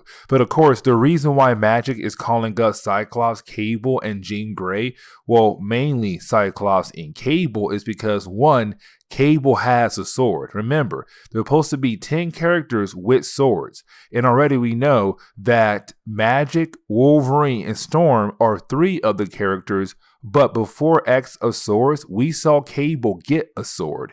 And so we know he's one of the characters who must fight in the big war between Arako and Krakoa. But either way, you do actually have Magic tell Cable he needs to come back down to Earth because they need him and his sword, which of course he does agree to do. Now, with Cyclops and Magic both being captains of different teams, but captains on the island, of course, they're worried that something big could pop off down the road, meaning that they want to make plans just in case things do pop off down the road in Otherworld between the two nations, Arako and Krakoa.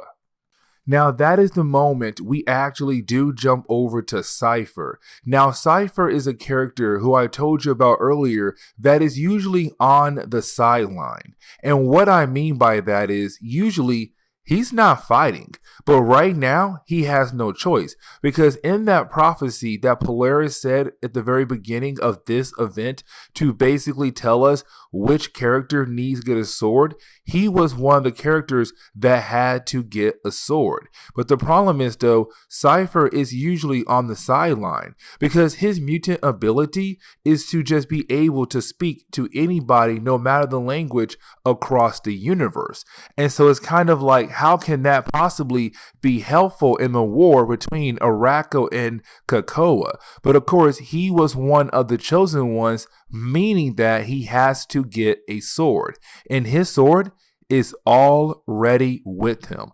That sword is Warlock. Now remember, Warlock is an old character, a very old character. But Warlock is basically belongs to a group called, and I know I'm going to mispronounce this, so please forgive me, the Technarchy.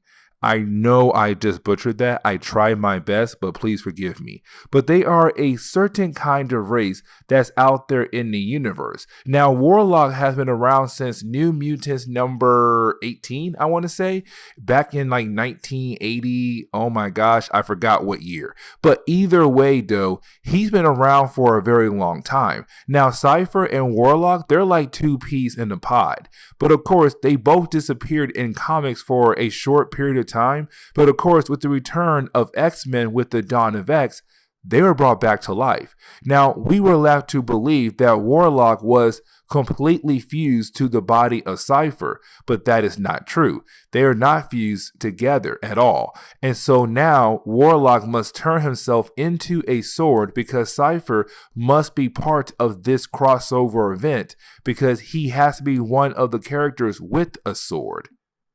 Now, that is the moment you do have Cipher arrive back at the place where all the characters are supposed to meet up who are going around gathering swords. Now, when he gets there, of course, he is confronted by Magic, but then you have Magic actually attack him. Now, you would think that the reason why she is attacking him is because, well, something must be wrong with her.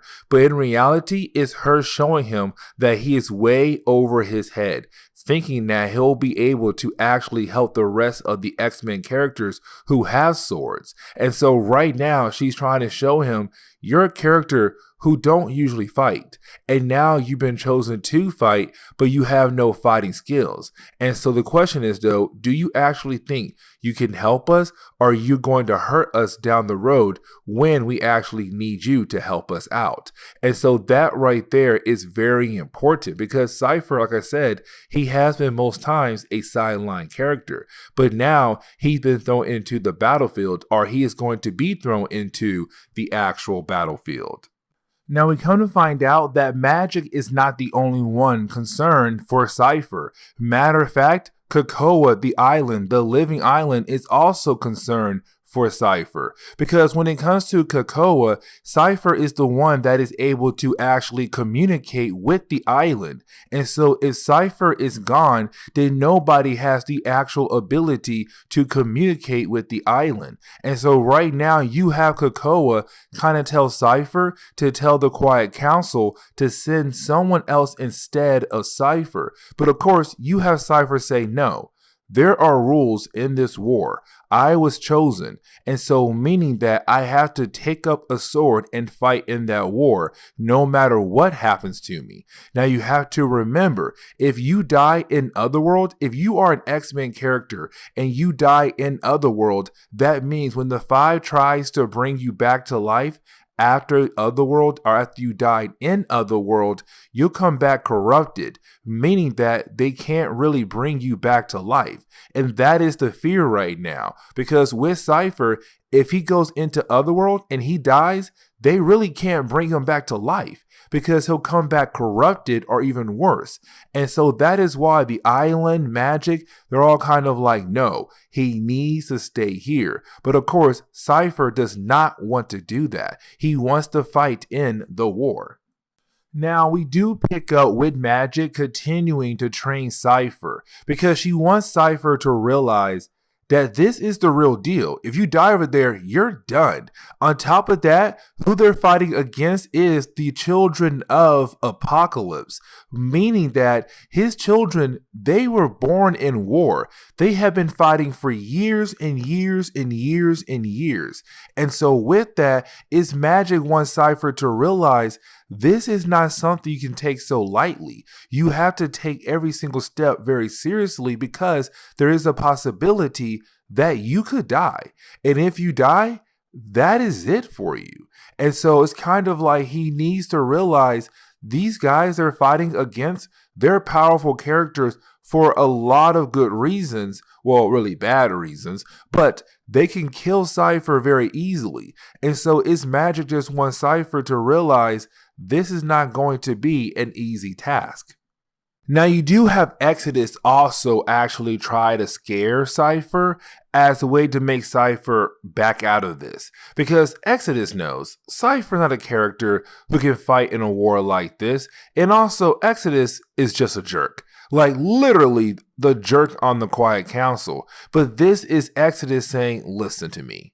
You are going to die. And when you die, no one is truly going to care for you. Yes, your close friends will care for you because you died, but no one on this island is going to sing you a song or sing a song about you because you died. Because you're a character that no one cares for. And so it's really him saying, you're going to die out there. And when you do, no one's going to miss you. And you should probably rethink the idea of you going into Otherworld to fight in this war. Because if you do go into Otherworld, you will die. And when you will die, when you will die, no one is going to care for you. Now, that is the moment you do have Krakoa actually take over the body of Mondo. Now, remember, Mondo is a character who basically has a plant-like power, and so it makes it easy for Krakoa to take over Mondo's body so that Krakoa can talk through Mondo's body to communicate with Cipher. Because remember, Krakoa does not want Cipher to go, because if Cipher goes and Cipher dies, there really isn't no one else on the island that could possibly speak to the island and actually understand what the island is trying to tell us or tell them, except for Exodus, a very powerful psychic mutant. But either way, though, it's him saying, listen, I don't want you to go. But once again, you have Cipher telling Krakoa, we really have no choice here. I have to go. I have to go because my part was in that prophecy. And we have no idea what Saturnyne is actually up to. So if I don't go, some more bad things could possibly happen down the road. Now, the book actually ends on a very good note. And what I mean by that is you actually do have Cipher getting better. He's getting better fighting with a sword. And so with that, you have Magic realize, hey, He is getting better. Now, with that being said, the reason why Cipher is getting better is because movement is kind of like a language. And so Cipher was able to read her language, her movement. And so with that, he was able to learn how to fight, how to move, how to fight against magic. It's basically saying Cipher could possibly be okay in the war because movement is kind of like a language, and because it is kind of like a language, Cipher is able to actually read it and be able to actually use it. And that right there is very important. And so with that, you have Magic take Cipher to the rest of the characters who have their swords, letting us know that now we have another character with a sword and getting ready for the big war between Arako and Krakoa. But this is where we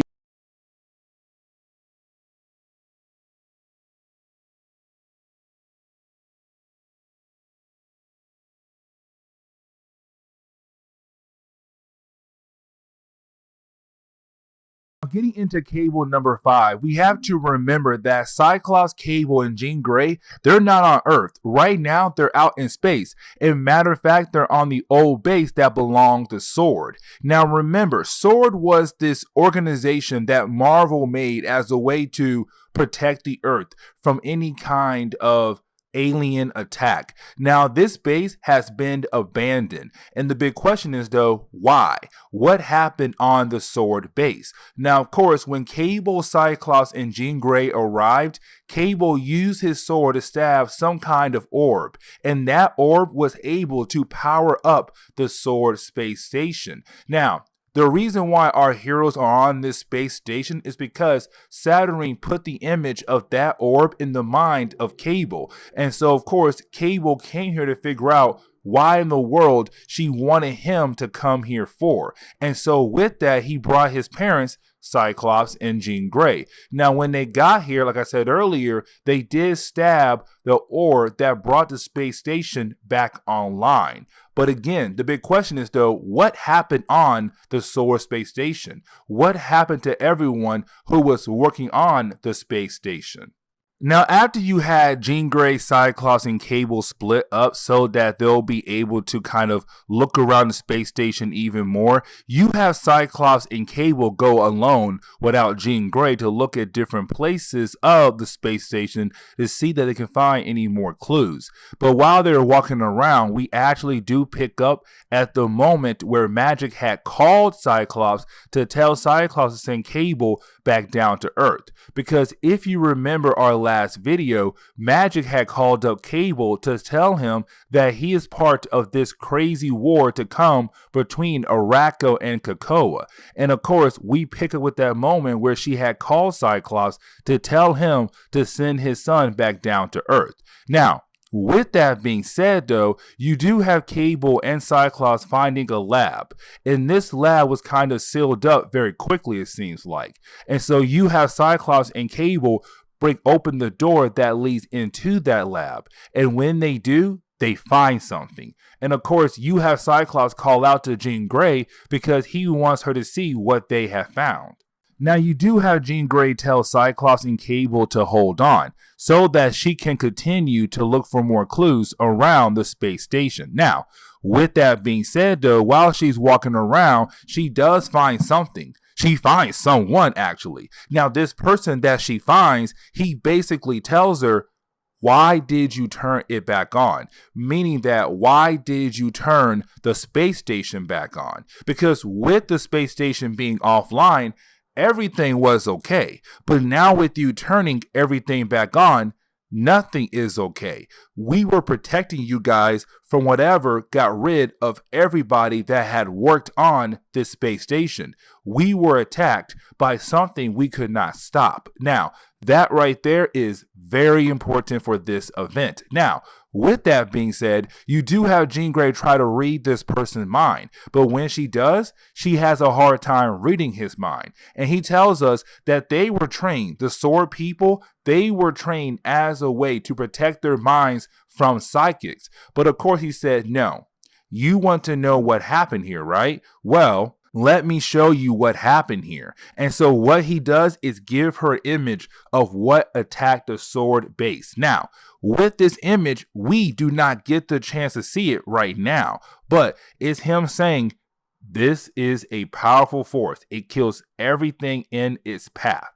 And that right there is kind of concerning. But before Jean Grey is able to continue to talk to this guy, he opens up the space door to basically float in space to kill himself so that he can finally be free. But with Jean Grey seeing that image, she knows what happened to the sword base. Now, when Jean Grey catches back up with Cyclops and Cable to see what they have found, but to also share what she had found, well, that is the moment they come to find out that Cable and Cyclops found a door. Now, this door does open up, and this gives us our first introduction to a new organization called the Vescora. Now, we are going to learn more about this new creation, this new kind of creatures, but apparently they come from a different dimension. But of course, they're here to kind of eat this reality or this dimension. Of course, the main one the X-Men characters are in right now.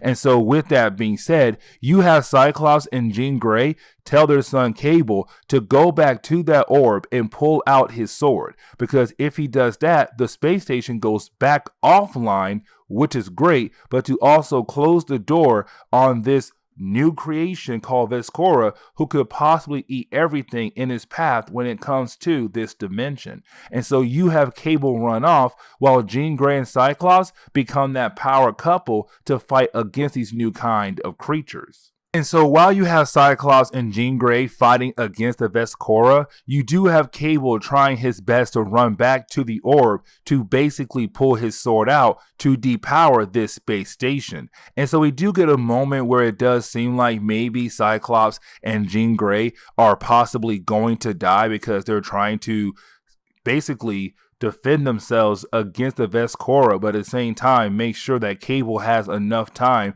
to pull his sword out to depower the space station. Of course, right when it seems like they're going to lose, Cable is able to pull his sword out, which of course does depower the space station, which means that the Vescora can no longer come over into this reality and try to kill it off.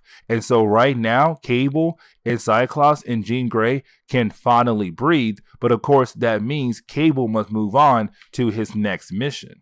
And so that is the moment we do see Cable arriving back onto Krakoa to show us that yes, he was one of the characters who's going to be chosen to fight in the war against Arako, because right now they need all swords on deck. And so that means now you have Magic, Storm, Wolverine, Cipher, and Cable. We're still missing 5 other characters, but for right now we have 5 characters ready for the war against Arako. And the question is though, who are the other 5 characters to be chosen to fight against the war against Arako?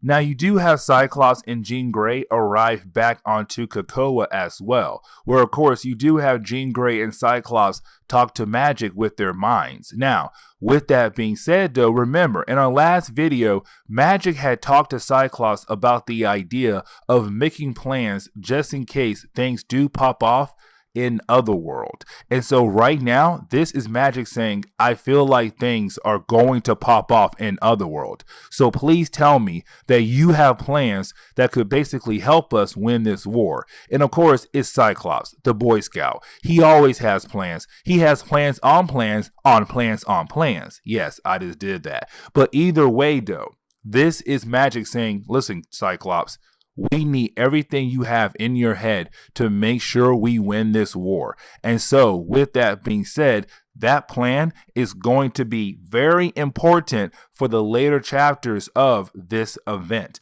But with that being said, I do hope you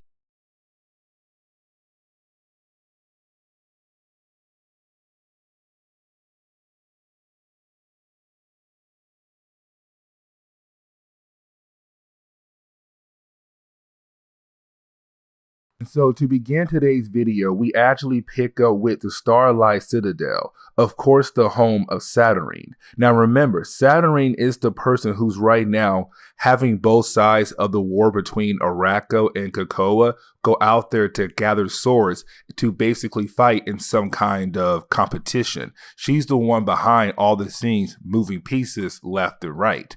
Now, of course, we actually pick up with Bessie Braddock because, like I said earlier, Bessie Braddock had become the Captain Britain of the main Marvel universe, which was a very huge thing right there. But of course, she's being confronted by her two brothers that were invited to the Citadel by Saturnyne. Now, of course, that means Brian Braddock and Jamie Braddock. Now, Jamie is a very cool character, but for right now, he's not that important for this crossover. Not right now, but Brian and Bessie are going to be. And the reason why, because when it comes to Bessie and Brian was the first Captain Britain, but when he lost that power, it went over to Bessie Braddock. Now, after a couple stories in the Excalibur books, of course, Bessie Braddock had the chance to actually hand the powers of Captain Britain back over to Brian, but Brian said no. And the reason why Brian said no, because after a couple storylines, he felt full of rage, and he feels like he cannot be the Captain Britain if he has a body full of rage and wants revenge against different people. And so he basically told her, no, you can be Captain Britain.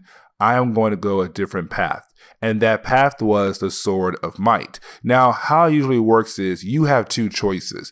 You can pick up the Swords of Might, or you can pick up the Amulet of Right. Now, usually if you choose the Amulet of Right, you become the Captain Britain. But again, remember, when it came to Bessie Braddock being Captain Britain, when she had the chance to actually give that power back over to Brian, Brian said no, and he picked up the Swords of Might. And so just like that, we have our two swords right here and now. Captain Britain and, of course, Brian Braddock having the Swords of Might. Now, there's something else I need to mention. When it comes to Brian Braddock, he is not a mutant. He is not.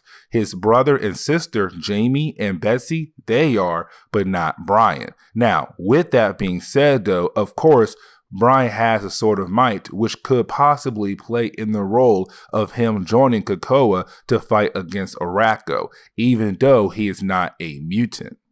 Said earlier, Saturnyne was the one who had invited Jamie Braddock and Brian Braddock to the Citadel. Now, the reason why, because when it comes to Saturnyne, Saturnyne is trying her best to have Brian Braddock retake the role of Captain Britain, because to Saturnyne, she does not like Bessie for a lot of different reasons.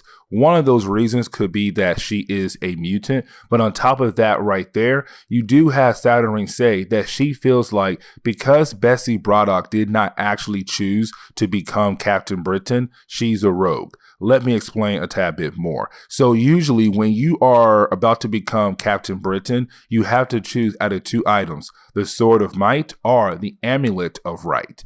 If you choose the Amulet of Right, you become Captain Britain. Now, of course, if you choose the Sword of Might, you become a guy with a Sword of Might, and that is really it. Now, usually you have most people choose the Amulet of Right if they're going to become a Captain Britain. Now, this is Saturnyne kind of reminding us what happened in earlier books of Excalibur, because with Jamie Braddock having the ability to warp reality and make different realities, he had made different realities where you do have now multiple Captain Britons. And of course, they're all mutants. And of course, they're all members of the Excalibur team, just different universe versions of those members.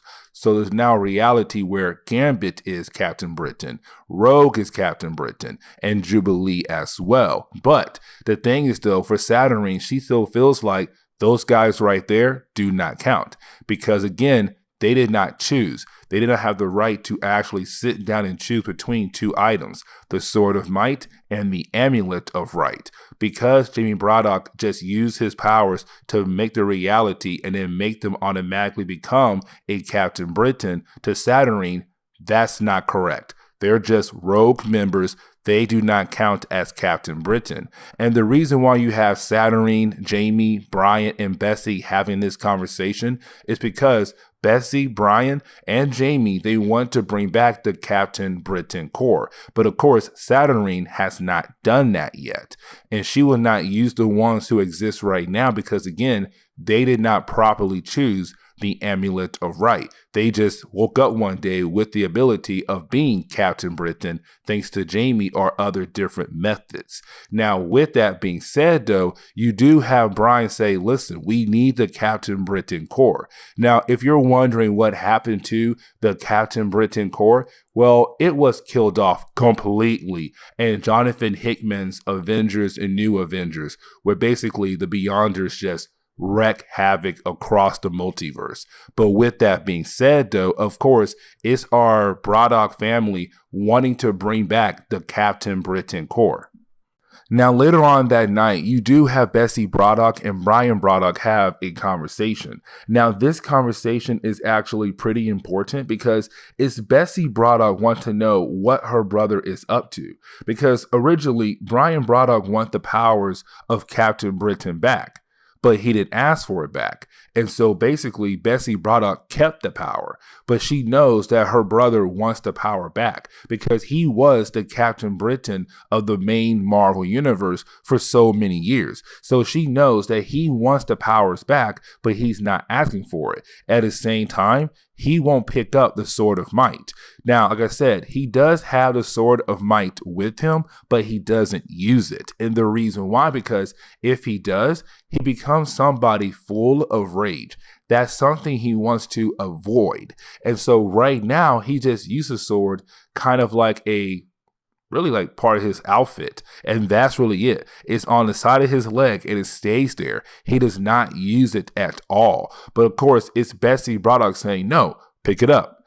Pick up the sword, because we know in the prophecy that Polaris, what she said was, your sword and my sword are going to be part of the war between Arako and Krakoa. But the big question is, though, can you properly use that sword without going crazy, full of rage once again? But that is something we can't tell because it's Brian Braddock's future. It has to be seen down the road. Now, of course, you have Brian upset with the fact that his sister has not given him his powers back, the Captain Britain powers back. But at the same time, he has not properly ask her for the powers of Captain Britain back. So she's kind of like, no, if you want the powers back, ask for it. But at the same time, you have to let go of the Sword of Might. And so there's really is a lot of confliction here. But of course, it's them two saying they want something to happen, but they're both too stubborn, to let those things actually happen. Now, of course, we actually do pick up with those 4 Captain Britons that Jamie Braddock had made play a role in this storyline. What I mean is this right here, because remember, Jamie did make 4 different realities. In those 4 different realities, of course, he made 4 different Captain Britons as a way to kind of remake the Captain Britain core. Now, with that being said, of course, each of those realities had a certain member of the Excalibur team become a Captain Britain. So Gambit in one universe, Jubilee in another one, Rogue in a different one, and on top of that, you had Richter as well. 4 different realities with 4 different Captain Britons. Here's the thing, though. They arrive in Otherworld, and of course, they're trying to kill Jamie Braddock, the man who actually made them. Now, of course, you do have Bessie Braddock and Brian Braddock freak out because they hear the screams of their brother, Jamie Braddock. Now, of course, when they get there, it's hilarious because they do hear his screams. He calls out for guards. He calls out for help. But when they get there, of course, this man, Jamie Braddock, does not need any help at all. Matter of fact, he was able to stop all 4 Captain Britons. Now remember, he made these 4 Captain Britons when he made those 4 different realities. Now, you do have Jamie basically use his powers to kill off the Jubilee version of Captain Britain. Of course, the reality she came from. Now, with the death of Captain Britain Jubilee, that upsets the other Captain Britons that have come from different realities, which of course they now want to attack Jimmy Braddock even more. And so right now they begin the process of actually attacking Bessie, Brian, and Jamie, the entire Braddock family. And of course, the Braddock family do run away to protect themselves, but that is the moment you actually have Brian use the Sword of Might. And this is huge because remember, if he does use the Sword of Might, it basically means he could become somebody full of rage, become someone completely different, but he has no choice to protect his brother, Jamie. Now, of course, with him being able to pull out the Sword of Might, it does show that he's able to actually control himself. Now, this is where things get even crazier because you do have Saturnyne reappear. And remember, Saturnyne does not like the idea of Bessie Braddock being Captain Britain. Matter of fact, she feels like Bessie Braddock is a fake because Bessie Braddock did not actually choose the Amulet of Right. Instead, she just really was given to her by her brother, and that is it. She feels like because Bessie Braddock did not actually choose between the Sword of Might and the Amulet of Right, she cannot be a Captain Britain. She did not go through the usual ways of becoming a Captain Britain. And so you have Saturnyne feel like that basically she has the right to take away the Amulet of Right away from Bessie Braddock. But that is the moment you have Bessie Braddock use her powers to actually destroy the Amulet of Right. That right there is huge because it's Bessie Braddock saying, no, you are playing games here, Saturnyne. For some strange reason, you do not want me to become a Captain Britain, only my brother. And also you have some kind of weird affection for my brother. So you have Bessie Braddock just use her psychic abilities to destroy the Amulet of Right. And that right there is huge. So you have Saturnyne lock up the other Captain Britons, the ones that Jamie made, but also lock up Bessie Braddock as well. Now, getting over to the prison that basically Bessie Braddock is locked up in, of course, this prison was made by Saturnyne. Now, of course, they are nearby a window, but anytime a prisoner tries to jump out the window as a way to escape, they fall right back into the prison all over again. And matter of fact, when Bessie Braddock talks to Gambit, the Gambit of Captain Britain Gambit, you have the Captain Britain Gambit say, listen, Rogue tried to escape by using the window, except she kept falling and falling into darkness, and she only came back here to the prison. She's now really cold in the possibility that she could die, meaning that if you do jump out that window, you're going to fall and fall and fall in pure darkness until you end back up again in the prison, but like lose your body heat. Now, you do have Bessie Braddock get called out by her brother Jamie, who does tell her, listen, ignore all that. Jump out the window. Because if you do it, I'll be there to catch you. I will be there to catch you. And so you have Bessie actually do it. And when she does, she is caught by her brother, Jamie Braddock. Now, this is the moment you have Jamie say, okay, cool. I got one sibling. Now we have to save the other, Brian Braddock. Now, here's the thing, though. The reason why Saturnyne is so key on Brian Braddock being Captain Britain is for two different reasons.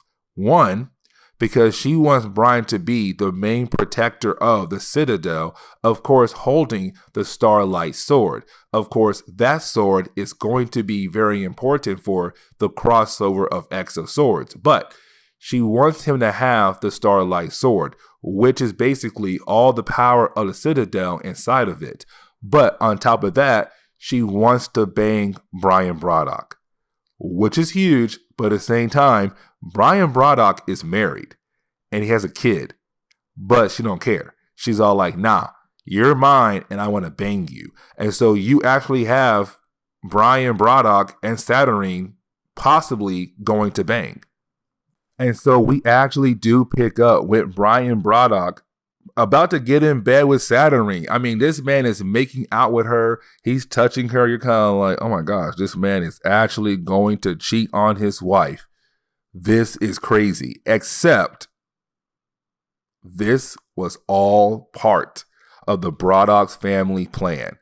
Not actual cell phone family plan, but an actual family plan. Because with Bessie being free and Jamie helping her be free, Brian's next goal was to keep Saturnyne busy just long enough so that Saturnyne can drop the sword of light, so that Bessie Braddock could actually grab the sword of light, because she needs a sword. Bessie Braddock never had a sword in all of Excalibur. Yes, there was a sword, but it was a psychic sword, a sword she made with her psychic abilities, but she needs an actual sword. And of course, the sword she got is a sword of light that belongs to Saturnyne, which to me is kind of very funny because it's basically Bessie Braddock kind of giving her the middle finger, like, you hate me so much, and now I have your sword, and my brother betrayed you, and you actually thought my brother wanted to bang you. But either way, you do have all three characters, really Brian and Bessie,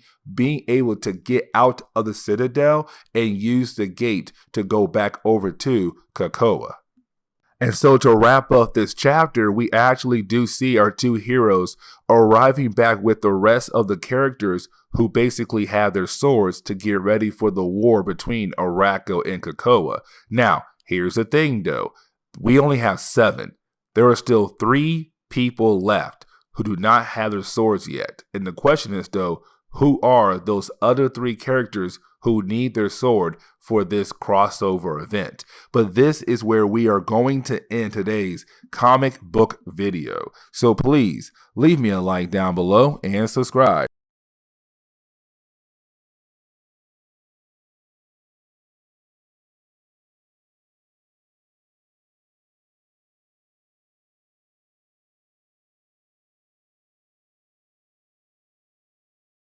And so getting into X-Men number 13, we actually do pick up with Apocalypse on his deathbed. Like, he's dying right now. And you have Dr. Reyes and also the healer trying to heal up Apocalypse because he was badly injured by his children earlier. Now, with that being said, though, you do have them try their best, but of course, nothing is working. And so it's kind of like, okay, let him die. We can bring him back to life. Because remember, the X-Men do have the ability to bring someone back to life, thanks to the five mutants who are able to make a clone body of you and download your memory into that new body. The problem is, though, remember what happened earlier in X of Swords event. When Rockslide died, he died in Otherworld. And when the 5 tried to bring him back to life, he came back corrupted. That right there is very important. He came back corrupted. And so, of course, it freaked out the 5, and they kind of broke down their entire system to bare minimum. Because they're afraid that something else could possibly happen, they're remaking the entire system they had. And so if they try to bring Apocalypse back to life, it could take a day or two, which right now, the X-Men do not have that much time.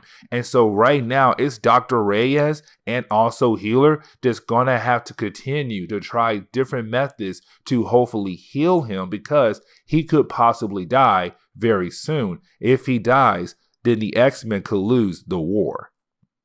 Now, this is the moment where you actually have Jonathan Hickman remind us about the past with Apocalypse, Krakoa, and also Arako. Because remember, Apocalypse used to live on Krakoa, but Krakoa was actually attached to Arako. Because the 2 islands were connected, they were actually called Akora. But Apocalypse, his wife Genesis, and their children, they used to live on the island. Now, while living on the island, of course, it led to the idea that basically some powerful being appeared, cutting the island into 2, which of course led into Arako and Krakoa. But with the 2 islands being split apart from one another, of course came a bunch of powerful creatures being led by a powerful enemy. Now, Apocalypse and his wife and his children, they fought against those enemies to basically push them back where they came from, which they were able to do. But after the big battle, you had those creatures actually try to make some kind of peace treaty. Now, this is the moment where we actually do see Apocalypse sit down and talk to some of the creatures that attacked earlier. Now, with that being said, these creatures are actually holding a box, and that box is holding a mask, and that mask is the god of annihilation. Now, here's the thing though. As soon as someone wears the mask, their body is taken over by that god. And so that god uses your body as a way to speak through it. Now, of course, you do have one of the creatures put on the mask so that the god of annihilation can speak to Apocalypse and his family. Now, this is where things get very interesting. And what I mean by that is you do have the god basically tell Apocalypse that she knows the one thing they truly want. But on top of that, she tells them what she wants. Conquer. She conquers anything that's in her path.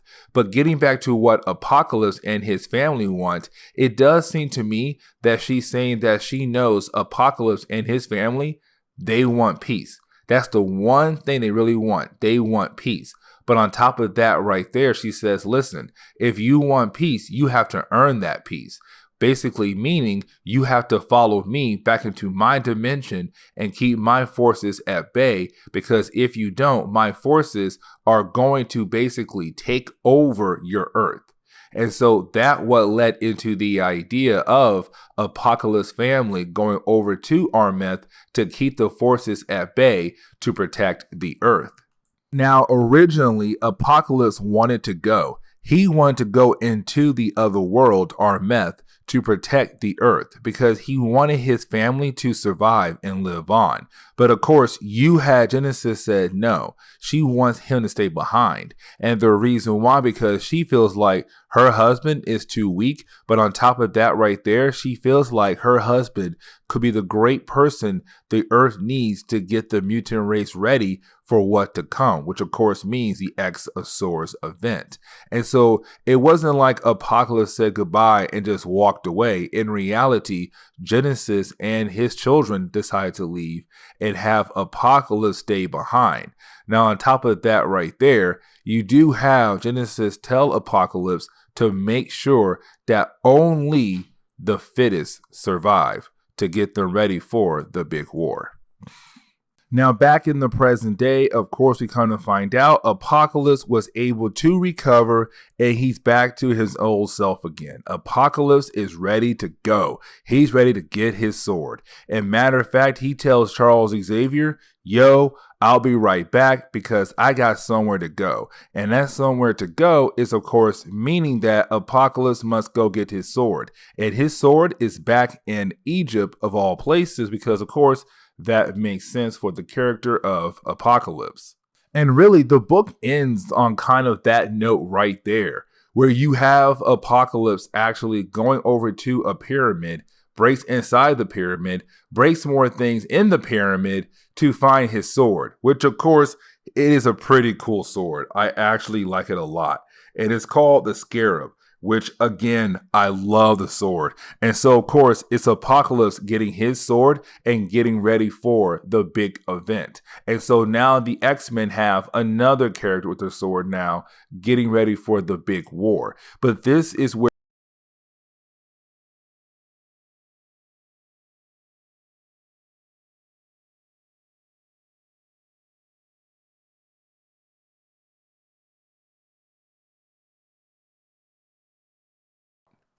And so to get into today's video, we actually do pick up with some random lady that actually works for Saturnyne. Now, this lady is actually going to different locations that are connected to Otherworld as a way to invite the different leaders who live in Otherworld. Now, of course, the reason why this is being done is for a lot of different reasons. One, Saturnyne wants to have a conversation between the different leaders of these different people who basically own different kingdoms in Otherworld to talk about different problems that are going on in Otherworld. On top of that right there, she's also inviting these different leaders to actually talk about the contest of worlds. Of course, the big war to come between Arako and Krakoa. And so that is why you have this random lady going around and giving out invitations to these leaders so that they can all come and have a meeting with Saturnyne all together. Now, of course, we do get a couple pages where you actually do see the leaders of these different areas in Otherworld coming together to talk to Saturnyne about different problems that are going on in Otherworld. But while having these conversations, of course, they're mostly about territories or war between two nations, stuff like that. But that is the moment you have Saturnyne realize that Dryamore did not appear. The leader of that area did not show up. And the reason why is because they were killed off.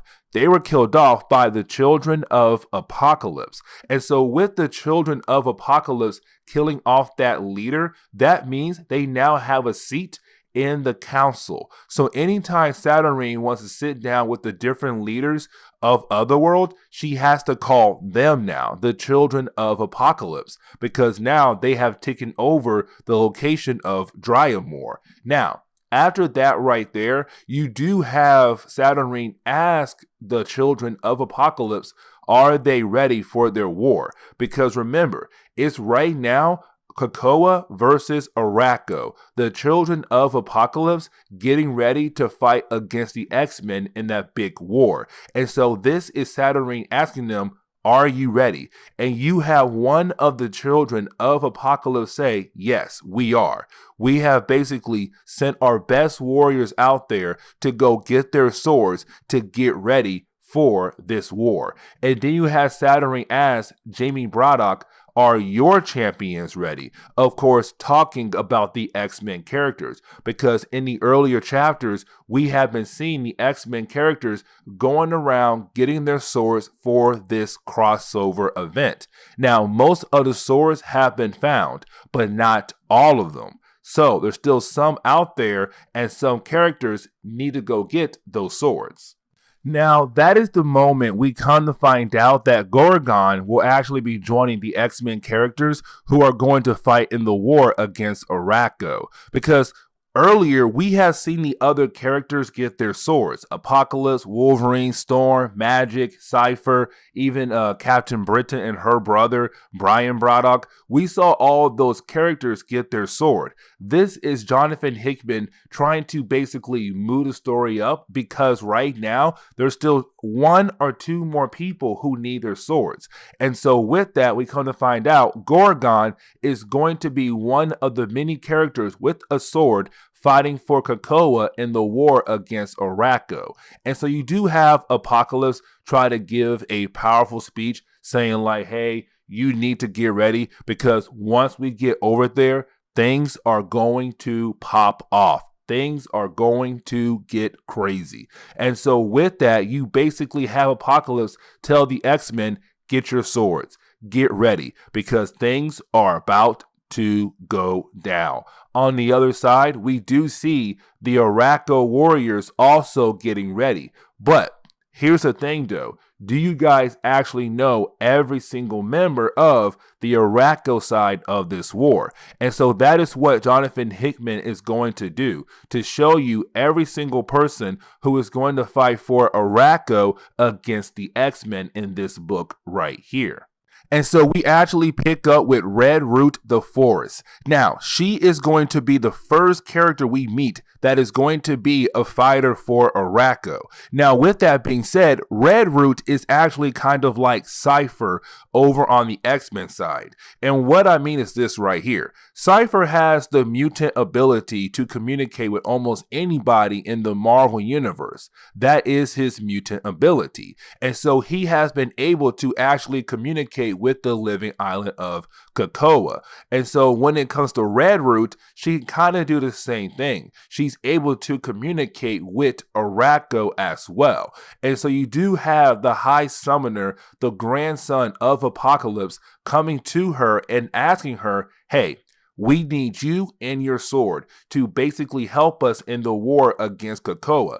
Are you down? Now, at first, she's not down because she does not want any more violence. But she does change her mind because, of course, this could possibly benefit Arako. And so right now, you actually have her say yes. She gets her sword, and now we learn about another fighter of Arako. Now remember, you also have to count in the children of Apocalypse as well, because they're also going to fight in the war between Arako and Krakoa. But now they have Red Root on their side as well. Now the next character is Pog.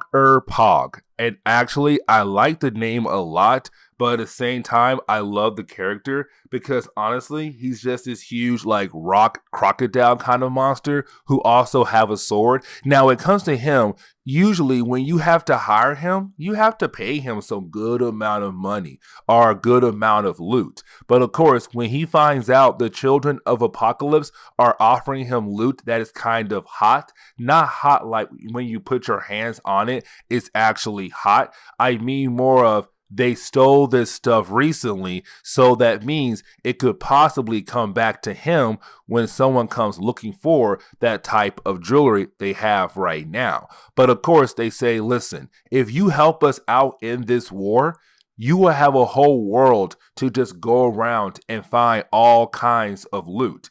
And so, of course, you do have Pog say, wait a second, you said a whole world full of loot for me to have?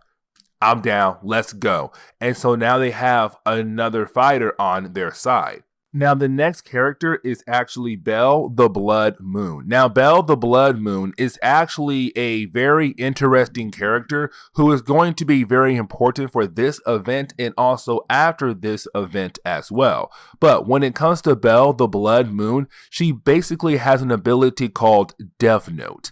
Now let me explain.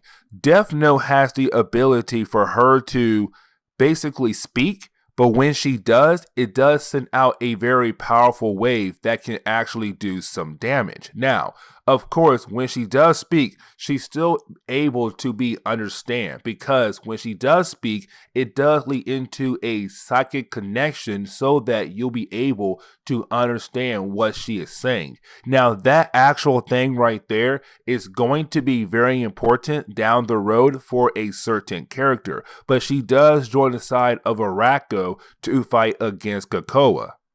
Now that is the moment they actually go over to the White Sword. Now remember, the White Sword was actually part of Apocalypse group when all the mutants used to live on Akora. Remember, Akora was Arako and Krakoa combined together as one.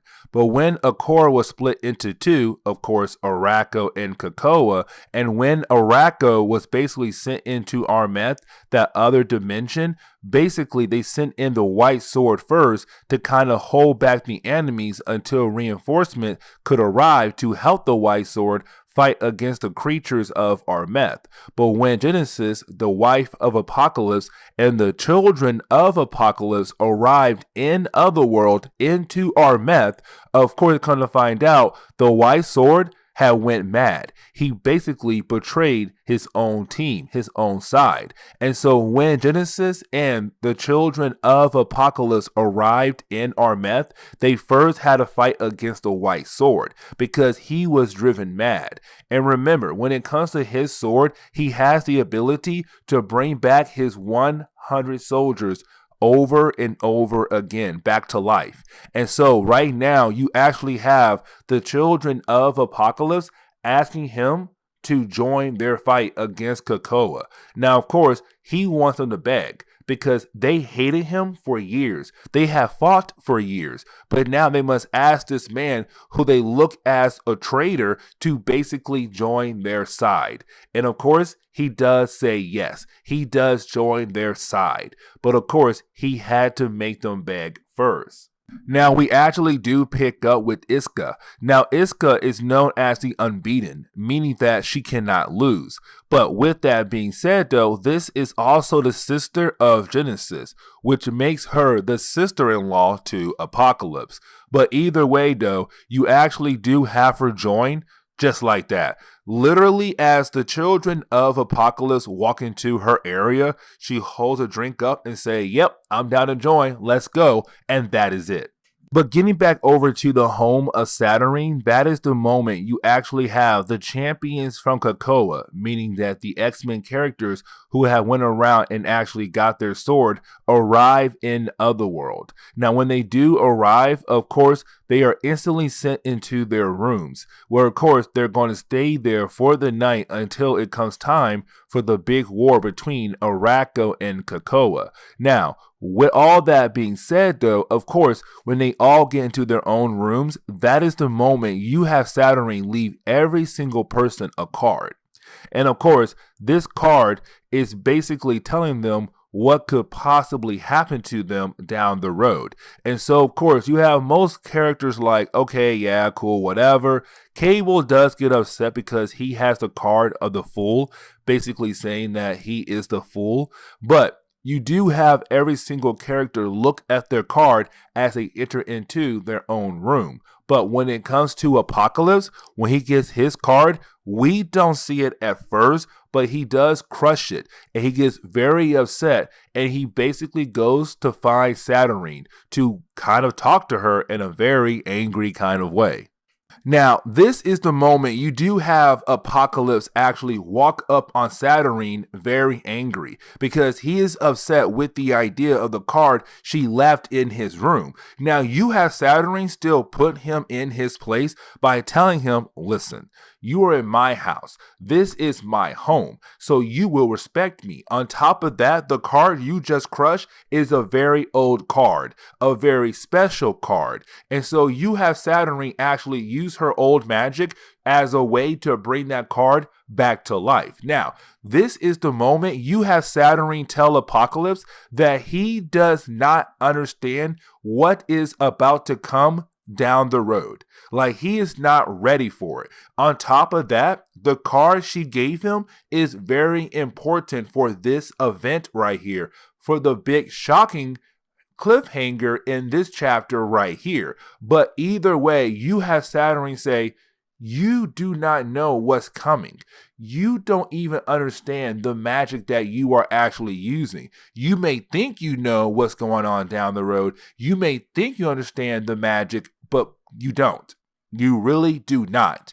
But that is the moment we actually do learn about the card that Apocalypse was given by Saturnyne. That card was the Lover's card. Now, this is actually very important because remember, Apocalypse had a wife. His wife's name was Genesis, but we were told that she died a long time ago when it came to basically Apocalypse's wife and his children going into Armeth to fight against the creatures of Armeth with Arako on their side. He was told that she had died a long time ago. But when Saturnyne and Apocalypse get into a lower level in the home of Saturnyne, and when they walk into a particular room, that is the moment you have Apocalypse realize why he had the Lover's card. Because his wife, Genesis, is back. Actually, she never died. She's been alive this whole time. And on top of that right there, it seems like she had bonded with the god of annihilation. And that is huge. But right now, she is going to lead the army of Arako against Krakoa and Apocalypse. And this is where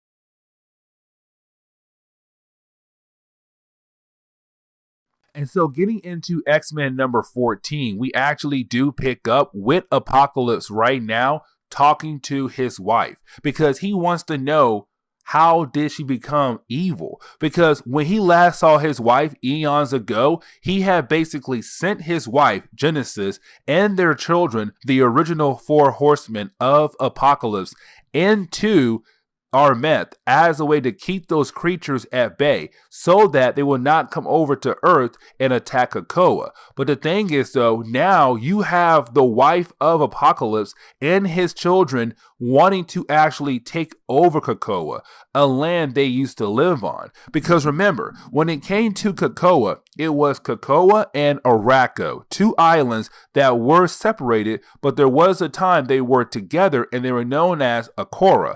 But they were split in half to Arako and Krakoa, and Arako went with Genesis and the four horsemen of Apocalypse into Armeth as a way to keep those creatures at bay.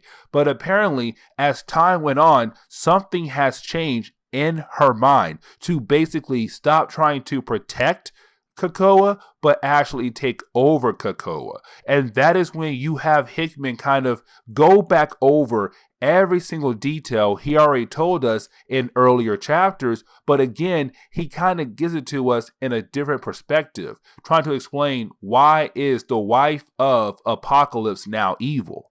And so as she begins to talk to Apocalypse, it's everything that she had already told us, and not really her, but Jonathan Hickman had told us in earlier chapters. How, of course, one day Krakoa and Arako were two islands who were connected as one, known as Akora. They were split in half into two, but you had Apocalypse basically sent his entire family over into Armeth with Arako alongside with them as a way to keep those creatures at bay long enough for Apocalypse to build an army of new mutants to fight with Arako's mutants to keep the creatures of Armeth over there. All that was already told to us in earlier chapters of this crossover event. And matter of fact, in earlier chapters of Dawn of X. But here's the thing though. At the end of every single storyline, when someone is telling us the origin of basically what happened to the family of Apocalypse, the ending was always the same. Genesis had died. But we saw at the end of our last video, she did not die. She actually survived. And so with her being alive again, it tells us, okay, something happened differently at the end of that story that's been told to us so many times. Because remember, at the end of that story, she fought against somebody who was basically being the host of the god of annihilation. Because remember, when it comes to the god of annihilation, when you wear the mask takes over your body. You become a host for the actual god. Now, in some cases, you can actually still control your body, but not completely. You begin to be influenced by the god of annihilation. And so with that, we come to find out at the end of that story, we were told that she had died at the hands of the god of annihilation, except that was false. Instead, she actually won. She won the big battle against the god of annihilation. Now, with that happening right there, of course, usually if you defeat the last host of the god of annihilation, you become the new host as long as you wear the mask. Genesis did not do that because she did not want to do that. And that right there was a huge mistake. And let me explain why. Because if you wear the helmet, you control the creatures of Armeth alongside with the god of annihilation. But she did not want to wear the mask. And so with her not wearing the mask, the god was beginning to do what the god wanted to do originally, which was take over Krakoa. And so that is why the creatures of Armeth began to attack and try to move into Otherworld, which of course is the central point between all realities across Marvel Universe. But those creatures began to go over to Otherworld as a way to go over into Krakoa to basically conquer that land. We learned that in the earlier chapters of this crossover event.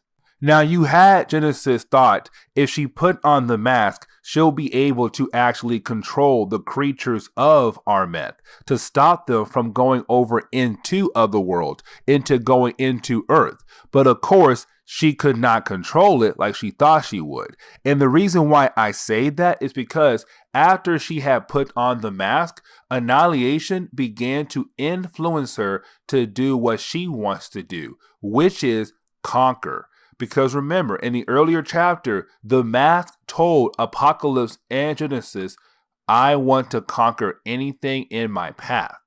The mask told them that in the earlier chapter. And so you have Genesis telling us that apparently when she put on the mask began to say, you want to help me.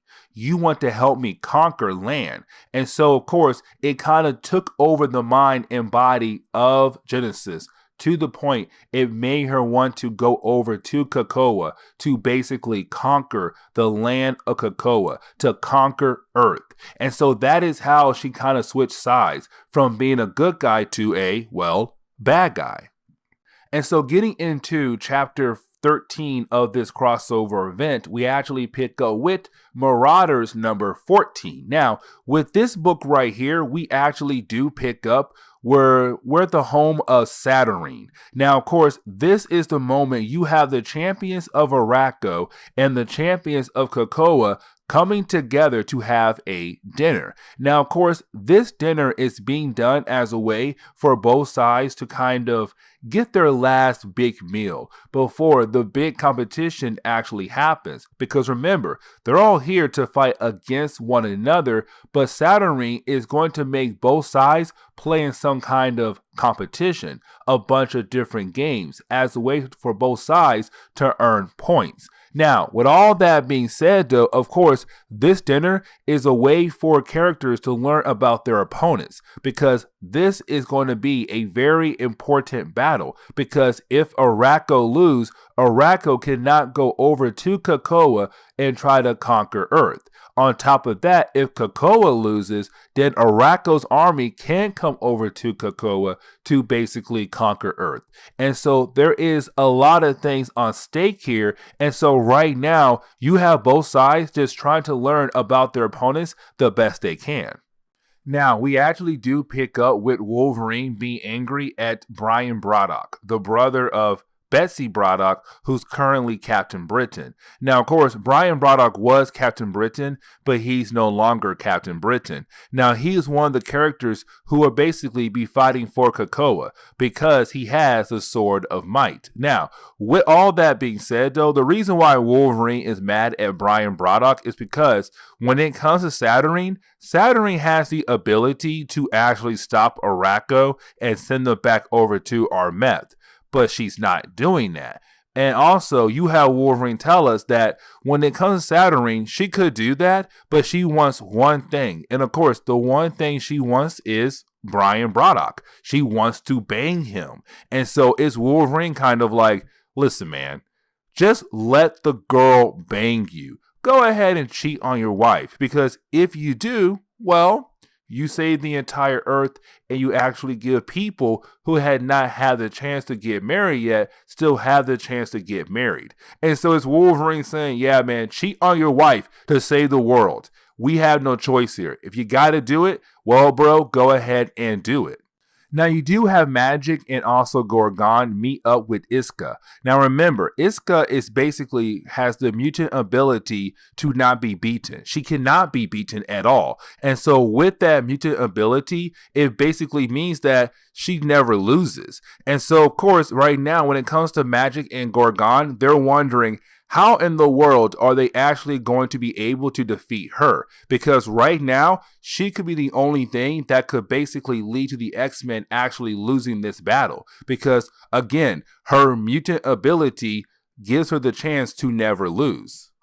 Now, you do have Storm actually meet up with Death. Now remember, Death is one of the original horsemen of Apocalypse, but at the same time, one of the children of Apocalypse. But when it comes to Death, Death is very intrigued by Storm. And the reason why? Because Storm is one of the few X-Men who had basically never really died. Like, she had that one kind of death in the Fall of Mutant storyline, but in reality, Storm had never truly died.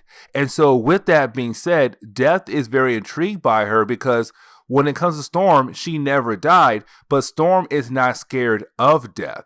Meaning that if Storm is going to die, she will fight death head on. And so she's not afraid to fight against death in the actual competition because she's not afraid to actually die. And that right there shows you how strong of a character Storm is.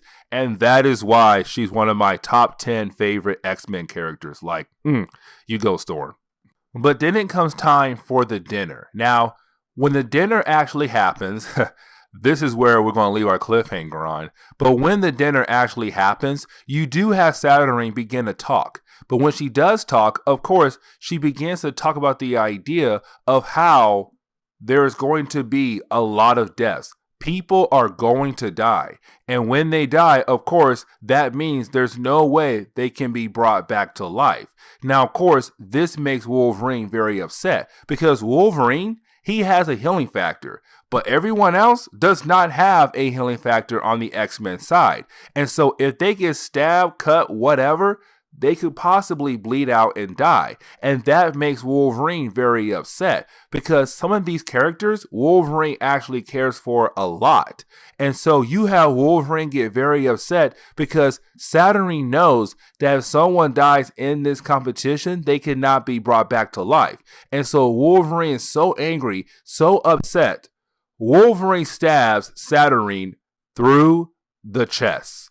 And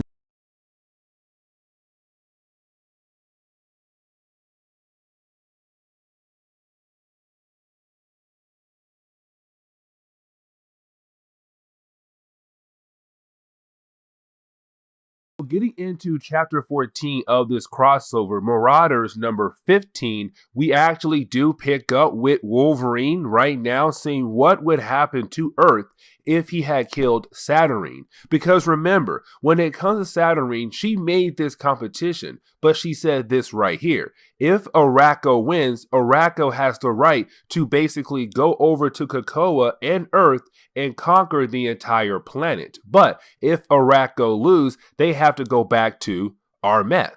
And so right now, she's showing Wolverine what would happen to Earth if Arako wins. Because if they do win, the entire Earth is going to be wiped out. Nothing on Earth could possibly stop the army of Arako from actually winning. And so it's her saying, you better go ahead and sit back down. Because this right here could be the actual future of your world.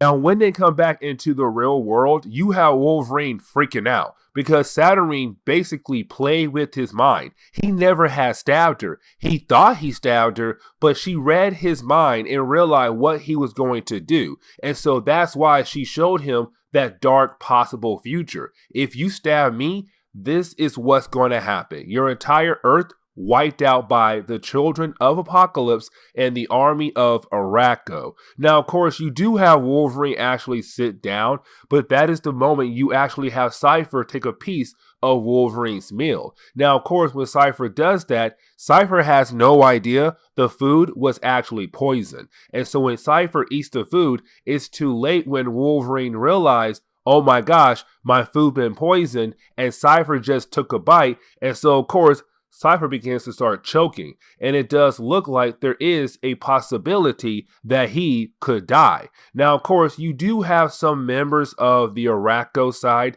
actually help the X-Men out by basically saving the life of Cipher before he does die. But of course, this shows Wolverine, he has to stay. But also it shows the X-Men, these guys, the Arako side, they're going to play dirty. And so if you want to win this war, you also have to play dirty. And so right now it's them saying we have to play dirty or also watch our backs very closely if we want to win this competition against Arako.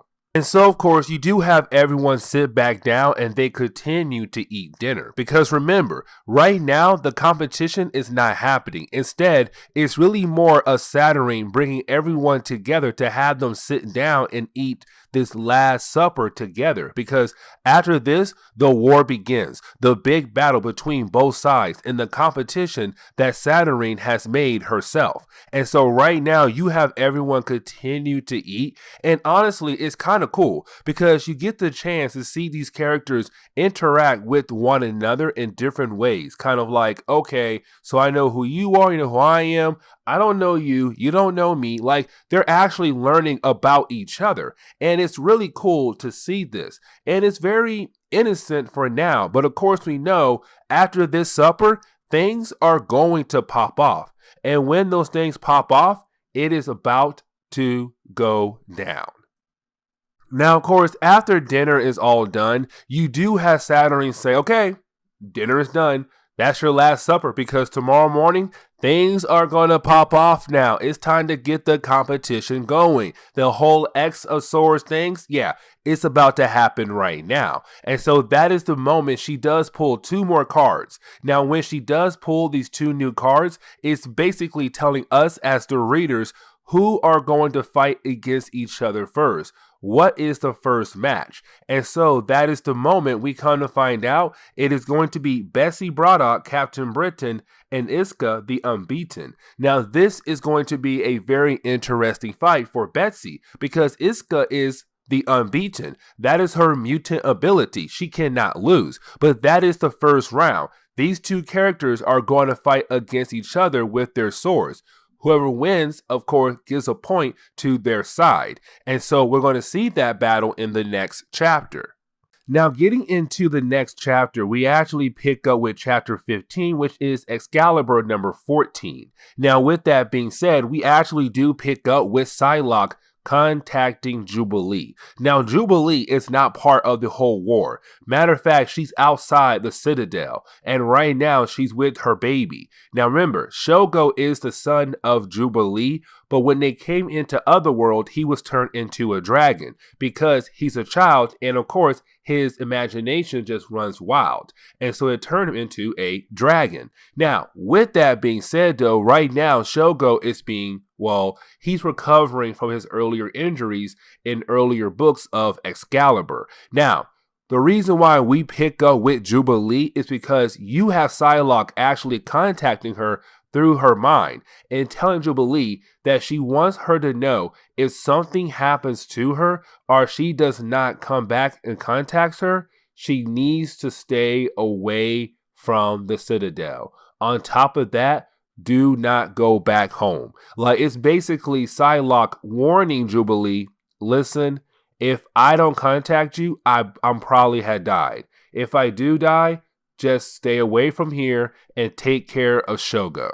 Now, of course, before Psylocke is able to explain things to Jubilee, that is the moment we see that Bessie Braddock is confronted by Iska, the Unbeaten, her next opponent. Now, of course, the reason why Iska is here is to just make fun of the X-Men characters. But of course, she points out the X-Men only have 9.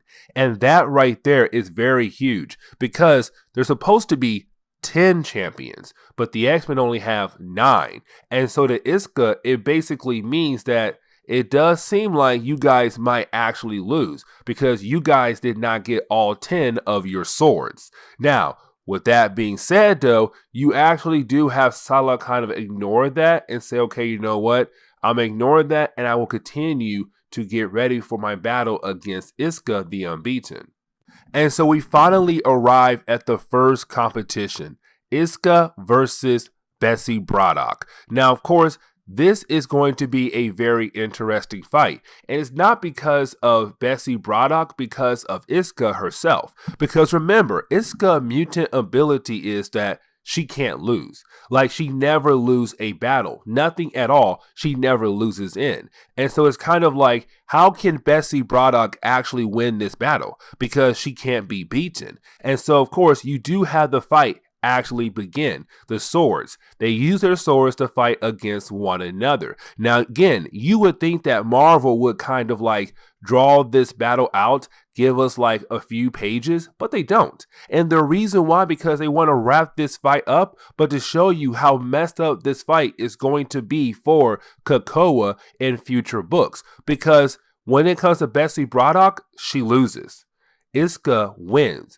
But when Iska does win, she literally turns Bessie Braddock into like glass and breaks her into a million pieces. And we're left to believe that now Bessie Braddock could possibly be dead. And that right there is huge. But of course, with Iska winning and Bessie being dead now, quotation marks, that means the first point actually goes over to Iska and Arako.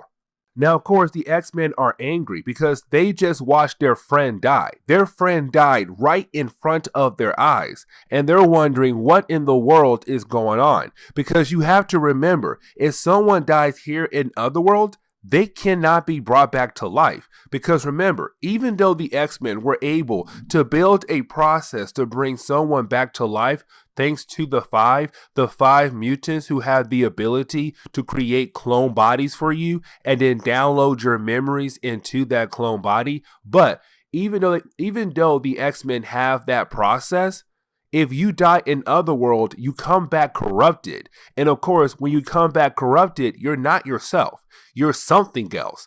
And so the X-Men are afraid to bring anyone back to life if they do die in Otherworld. And Bessie Braddock just died in Otherworld. And the question is now, if we bring her back to life, will she be corrupted? Now again, we're left to believe that she did die. But in reality, do we actually know that? Now, with that being said, you have Saturnyne calm the X-Men down and say, listen, we do not have time for you guys to mourn. We have to move on to the next competition. And the next competition is actually going to be a wedding. Yes, you heard that right, a wedding. And the wedding is going to be between Cipher and Bay the Blood Moon. Now, when it comes to Cipher, he has the mutant ability to actually understand any kind of language across the universe, meaning that if someone walks up to him and speaks a language, he'll be able to actually understand what they are trying to tell him. Now, of course, he was also able to learn that when it comes to fighting and watching someone's movement, he's able to understand how that person fights, because movement is kind of like a language as well. Now, with all that being said, when it comes to Bay, the Blood Moon, she has a language that nobody can understand. And that right there is very huge. And the reason why? Because not even Cipher is able to actually understand what she is saying. That right there is crazy because, again, he has the mutant ability to be able to understand any language across the universe, but he can't understand Bay. And when he does meet her, he finds her intriguing, interesting, and this man falls in love so fast. He's all like, yo, she's kind of hot, y'all. She's amazing. I love her. Now, of course, you do have the wedding actually happen. And let me tell you, at first, it's kind of sweet and kind of funny to see because you have Cipher actually walk up very nervous because, again, this is somebody he can't actually understand. But for some strange reason, he's very attracted to her. And when it comes to Bay, she's also attracted to him. And so we actually see the wedding about to happen. And you have Apocalypse like, hey man, listen, I can actually understand what she said. Her vows, they're pretty good. So, you know what? You should go ahead and just say yes. Like, she cares for you, dude. We don't know why y'all fell in love so quickly, but she does. And she loves you and you love her. So let's go ahead and get this wedding going. But as the wedding is going on, that is the moment someone actually attacks the Citadel. And of course, it's Jubilee and Shogo. Because remember, when it came to earlier in this chapter, Bessie Braddock did contact Jubilee and told Jubilee, hey, listen, if something happens to me, you need to stay away from the Citadel, but to also protect Shogo. Now, of course, Jubilee did lose connection to Bessie Braddock, and so Jubilee was freaking out. She's kind of like, what happened to my best friend? Where is she right now? Where is she? Where can I find her? What happened to her? She has no idea that Bessie Braddock is technically dead at the moment. And so right now, she's having Shogo use his fire breath as a way to attack the Citadel. Now, that is a problem because it was stated earlier that when it comes to Shogo, his fire can actually break the reality in Otherworld. And so right now, they're kind of like, we need her to stop and tell her son to stop flying around spitting fire everywhere because his fire can break reality right now across Otherworld. And so you have Saturnyne let the wedding continue on, but you didn't have Saturnyne continue to use her magic on Shogo. Now this is very important. And the reason why, because you have Saturnyne being able to actually control the mind of Shogo. He's just a young boy, more like a toddler. And so, of course, with her using her magic on him, he's now under her control. And so it's kind of like pulling a son away from a mother. It's just hard to watch and see. But either way, though, you actually do have Saturnyne being able to control Shogo. Now, when she does that, Jubilee is very upset because she lost her best friend and now she's losing her child, her son. But you have Storm say, listen, do not worry. We're not going to let Saturnyne do any kind of harm to Shogo, but you need to stop because you almost ruined everything for everybody. Now, with all that being said, with the wedding actually being over, each side gets a point. Arako now has 2 points and Krakoa has 1 point. But Bay and Cipher, they're now married. And so we can move on to the next chapter. But getting into the next chapter, we actually do pick up with Wolverine number 7, chapter 16 of X of Swords. Now, this is the moment where we can basically say that this tournament is rigged because you basically see how Saturnyne is trying to help Arako actually win the tournament. And what I mean by that is we pick up in the next round where you have Magic fighting against, and I love this character's name so much, Pog, who's kind of like this rock crocodile kind of creature we saw in the previous videos. But either way, though, Magic must fight against Pog. Now, of course, they think they are going to use their swords, and so they begin to fight with their swords. But that is the moment you have Saturnyne take their swords away and said instead of fighting with their swords, you have Saturnyne tell them, you are going to arm wrestle. Whoever wins the arm wrestling competition gets the point for their side. And of course, for Magic, it's not fair because look at Pog. This dude is just big, huge, and seems very strong. And of course, he actually does win. He wins the arm wrestling contest, which means that, of course, it's now 3 Arako and 1 for Krakoa. And so the next round will actually be against Wolverine versus the High Summoner. Now remember, the High Summoner is the grandson of Apocalypse. Now with that being said, this fight is to the death. But of course, Summoner and Wolverine are going to fight in a very unique kind of arena, where of course the arena continues to change to like different realities to make the fight more interesting. But while Wolverine and High Summoner are fighting against one another, and it does seem like maybe Wolverine could possibly lose this fight, but of course Wolverine does win. Because Wolverine is a well-trained fighter with a sword or without a sword. And so he was able to actually win the competition against the High Summoner. And he was actually able to stab the High Summoner right in the eye, basically killing the High Summoner. So you would think that Wolverine would win, but no, he did not. Because Saturnyne said to win this round, you have to fight to your death. And of course, High Summoner died. Wolverine did not die. And so that means now 4 points for Arako, 1 point for Krakoa.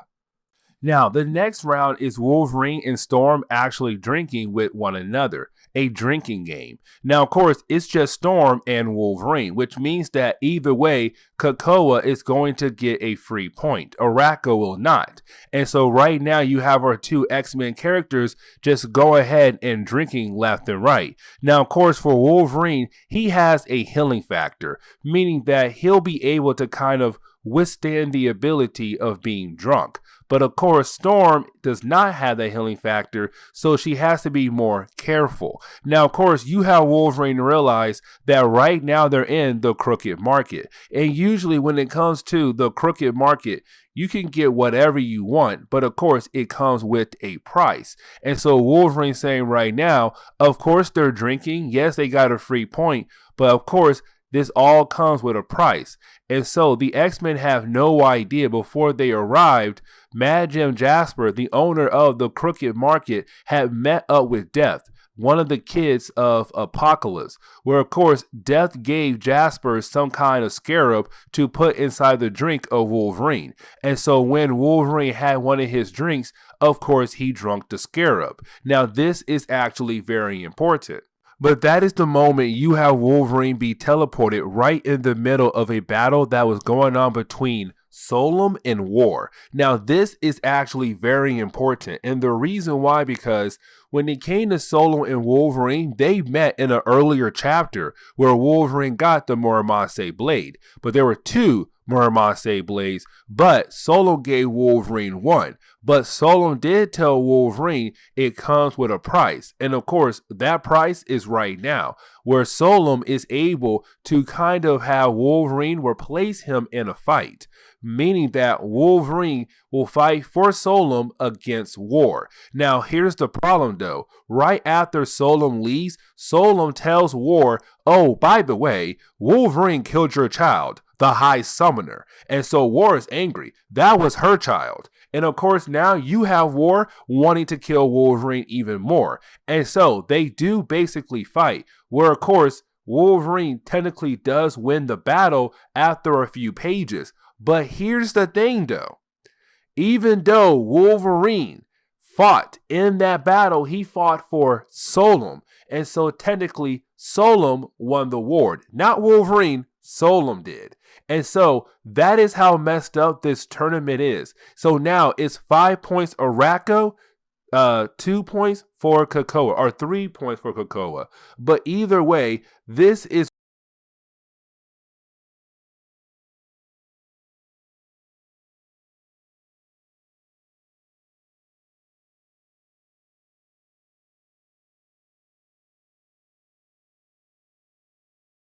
What's going on there, YouTube, and welcome back to another comic book video.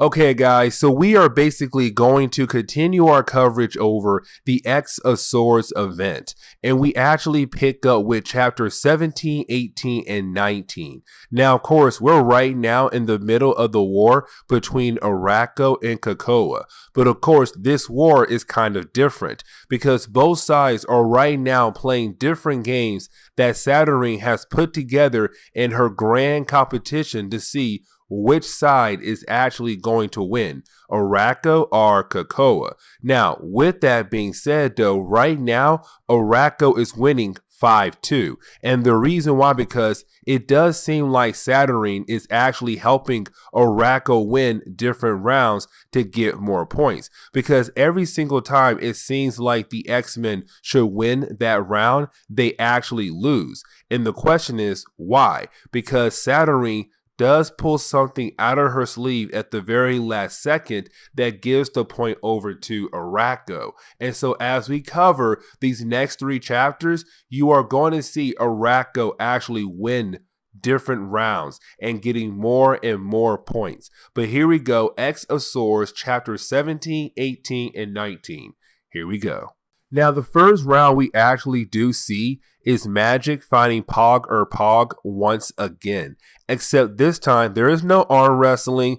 They won't use their swords. They're going to fight with their bare hands. Which, of course, you would think that this is not fair for Magic. And matter of fact, you actually have Pog eat Magic. And so we're left to believe that there is a possibility that she had died just in the opening pages of this book. But she does pop right back out and actually being able to win that round because she defeated Pog. And so now it's Arako 5 and Krakoa 3. And so it does seem like maybe Krakoa could possibly have a comeback here and actually win the tournament. But of course, like I said earlier, when it comes to Saturnyne, who put this game together, or these different games together, it may seem like at first Krakoa could come back and possibly win, but that idea goes right out the window. Because we do get a couple pages that basically show us what the two sides have to go through, the different games they have to go through. Now, of course, while the two sides are playing these games, we're seeing Arako just getting more and more points. Krakoa does get a point here and there, but Arako gets so many more points. To the point, after these 2 pages, we come to find out that Arako now has 12 points and Krakoa has 5. And so that comeback I mentioned earlier, yeah, it goes straight out the window because it seems like maybe Saturnyne is actually helping Arako win. And of course, Krakoa's people are getting very upset because right now they're actually losing almost every single round. Almost, not all, but a good chunk of those rounds. Now, the next section is going to be another game, and the 2 characters who are going to play in this game is Braddock and Redroot. Now, remember, Braddock is basically the brother to Braddock. Now, of course, he was the original Captain Britain, but the brand new Excalibur series that came out in the beginning of Dawn of X, we saw him basically pass on the torch of Captain Britain over to his sister, Braddock. Now, with all that being said, though, right now, his next opponent is going to be Redroot. Now, remember, Redroot is for Arako's side, but she's kind of like Cipher in a way, not really more of like she can understand every single language that's talked to her, but basically she's able to communicate with Arako, the living island. That is why I say she's kind of like Cipher, because Cipher does talk to Krakoa, the living island, and those 2 living islands speak a language that most people cannot understand, except Cipher and Redroot. Now, here's the thing though, our 2 characters, Braddock and Redroot, they're going to play in a game, and this game is a race. Here's the problem though, this race takes place in the Crooked Market. Now remember, the Crooked Market is this region in Otherworld where you're able to get almost anything you want, except it always comes with a cost though. So you may get that one item you want, but it comes with a huge cost. Now, of course, remember, our 2 characters right now, they're going to race through the Crooked Market. And of course, the race begins. And as they go through the race, you kind of see how a lot of things are happening to Braddock to make sure that Redroot actually wins the race. And matter of fact, she does win the race. And so, of course, now that gives Arako another point. Now, right before we see something bad happen to basically Redroot, I want to mention one more thing. When it comes to Saturnyne wants to make sure that she's able to bring back Braddock as Captain Britain because she's very attracted to him and she feels like he should be Captain Britain for the main Marvel universe, not his sister, who is a mutant. And so she kind of has been trying to return the mantle of Captain Britain back over to Braddock, but of course he says no. But getting back over to Redroot, remember what I said earlier. When it comes to the Crooked Market, you may get what you want, but of course it comes with a huge cost. Now, the Crooked Market, it actually belongs to a character known as Mad Jim Jaspers. And so, of course, with Redroot actually winning, yes, she got her team a point, but then she's captured by him because, again, almost anything you want in this area of Otherworld, it comes with a cost. And she wanted to win, so she won, but it came with a cost. And so now she's captured. Now, the next couple pages are really more of Marvel showing us that, yes, something is going on with these games because Arako just keeps winning. Because the next few games, it gives Arako many more points, but Krakoa does not get any more points at all. And so after those couple pages, it is right now 17-5. So Arako has 17 points while Krakoa only has 5. That comeback is most likely not coming now. But to wrap up the first chapter, oh my God, this is probably the best moment in this chapter right here. You have Storm actually fight against Death. Now, Death is one of the original children of Apocalypse. Now, when it comes to Death, usually when you look into his eyes, well, let me explain what happens to you. So when it comes to Death, Death has the ability where if you look into his eyes, he basically can send out a mist. And this mist actually eats away at your body to the point where there's nothing left of you. You just completely disappear. And so with that, of course, he's now going to fight against Storm. Now, here's the thing though. That power only activates when Death takes off his mask and you actually look into his regular eyes. And so right now, Storm can look at Death because, well, he has his mask on. Now, here is another thing we saw earlier in an earlier video. When it comes to Death, he's very intrigued by Storm. And the reason why, because Storm technically never died in Marvel Comics. There have been moments where she somewhat died, but came right back at the end of the book she died in, or the next book where, of course, she's brought back to life. But of course, over the years in Marvel Comics, she never truly died. And so Death looks at her very intrigued, and he kind of likes her because she's not actually scared of Death. Like, if Death is gonna knock on her front door, she will basically accept it. Now, in this fight, they have to fight with their swords, and their fight does last for a few pages. Now, you do have Death begin to take off his mask and try to use his death stare on Storm. And remember, if you look into his eyes, you begin to fall apart, and just disappear. But of course, as soon as he pulls off his mask to look at Storm, Storm used her own sword to show his reflection so that he basically looks into his own eyes. And when he does that, his own powers begin to work on him. And so, of course, Storm won the match because he begins to fall apart, but also these vampire creatures begin to eat away at him. And so that's another point for Krakoa, thanks to Storm. Now, the next chapter, we actually focus on the Hellions. Yes, the Hellions. Chapter 18 is Hellions number 6. Now, remember, the Hellions are Mr. Sinister team of crazy people. Now, we haven't seen this team since chapter 6 of X of Swords, where their original plan was to go over to Arako and steal all the swords before the people of Arako could get their swords, to basically make Arako forfeit the competition before the actual competition had begun. The problem is, though, we can say right now, they failed that mission because the Arako people were able to get their swords. And the question is now, where in the world have the Hellions been to or been at? Because when they actually arrive in this chapter, they're just now arriving in Arako or Armeth. They're just now arriving. And that's the huge thing now. Where were they? And of course, look at the team. It looks like they have been through a lot because most of them are banged up because their travels was one of the worst travels to get to Arako ever.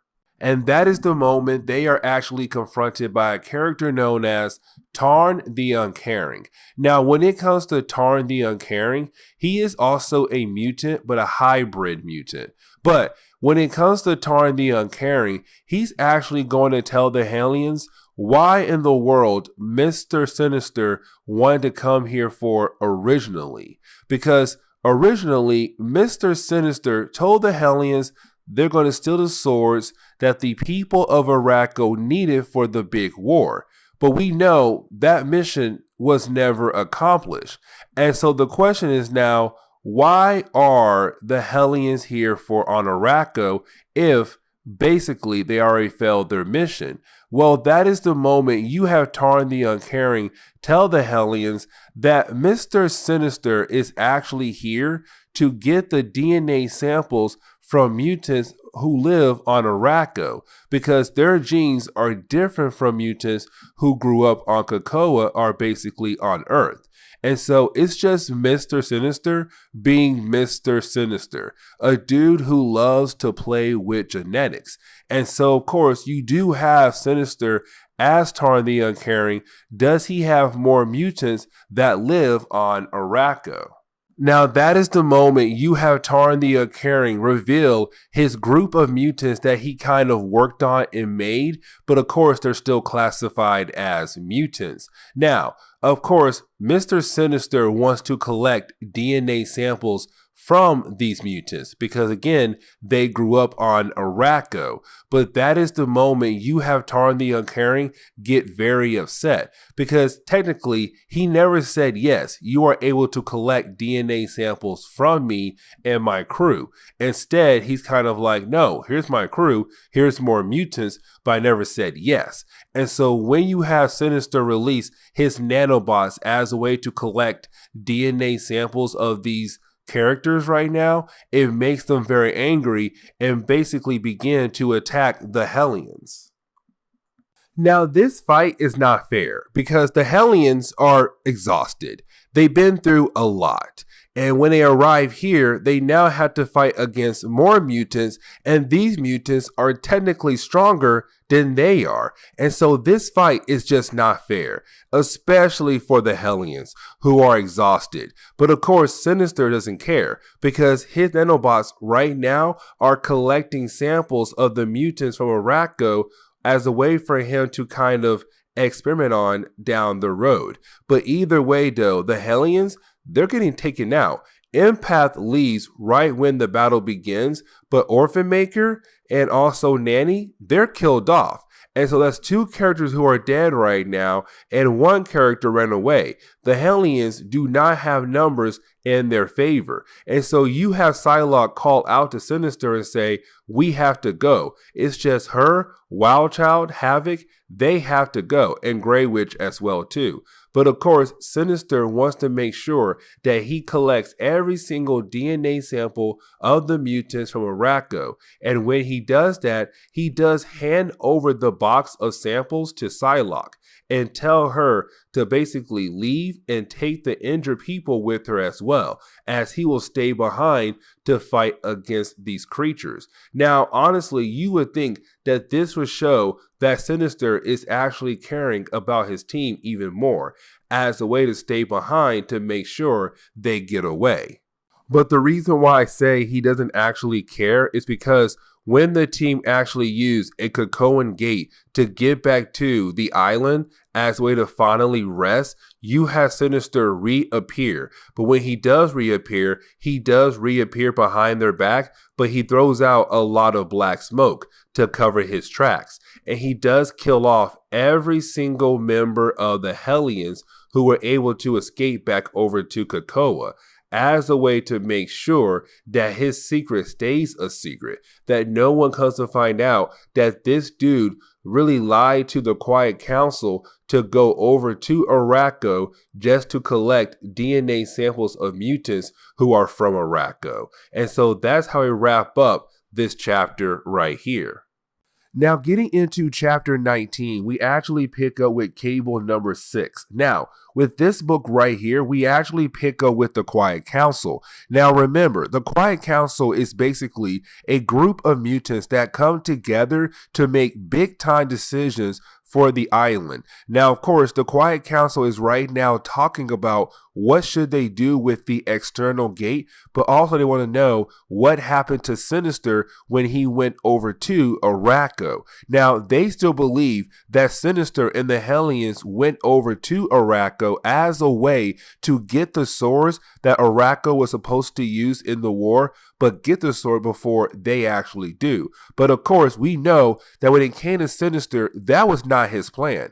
His plan was to gather DNA from mutants who are from Arako. Now, of course, you do have Sinister tell the Quiet Council what he wants them to know. Of course, not knowing about how he basically stole DNA from mutants, but of course he really can't explain what happened to the Hellions because they all died after that suicide mission except him.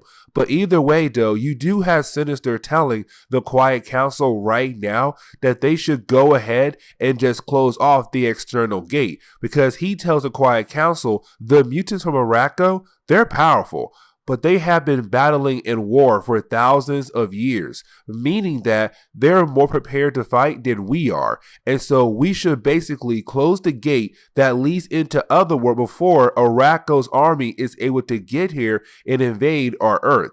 And of course, you have Charles Xavier say no, because we still have mutants, which is the X-Men with their swords, over in Otherworld still fighting to protect our land. And so we can't just close the gate off because you feel like we could possibly die. It's Charles Xavier saying, I care for those mutants and I believe they will win and come back victorious. But then we jump back over to Arako, which of course we actually do pick up with Cable because this is a Cable book. But we actually do pick up with Cable getting ready to fight against Bay the Blood Moon, because this is the next round. Now here's the thing though, when it comes to Cable and Bay the Blood Moon, they have to fight to the death. And that right there is very huge. Now, this is Marvel kind of pointing out that when it comes to this Cable, the younger version Cable, he's still not as seasoned as his older version counterpart.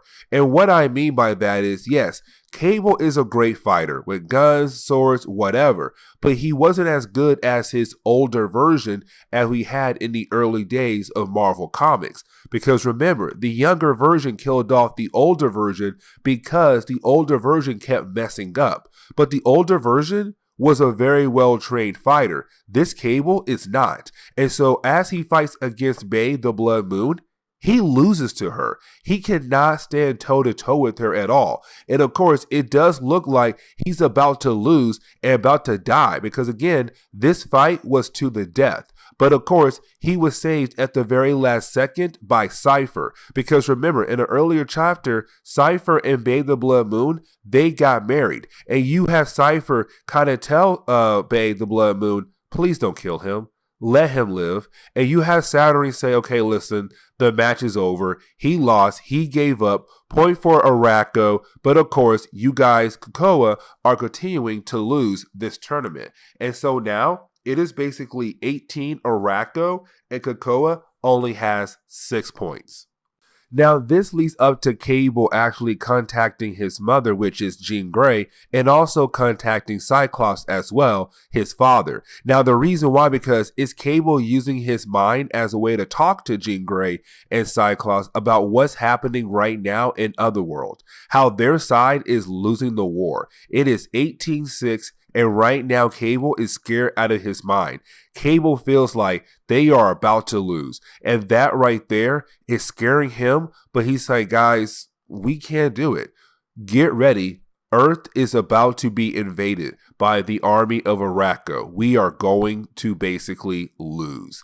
Now, of course, you do have Saturnyne walk over to Cable, and she does use her powers as a way to cut off the call between Jean Grey and Cable. Even though it was a psychic call, it was Saturnyne saying, nope, you will no longer be able to contact your mother or father, so let's stop that right now.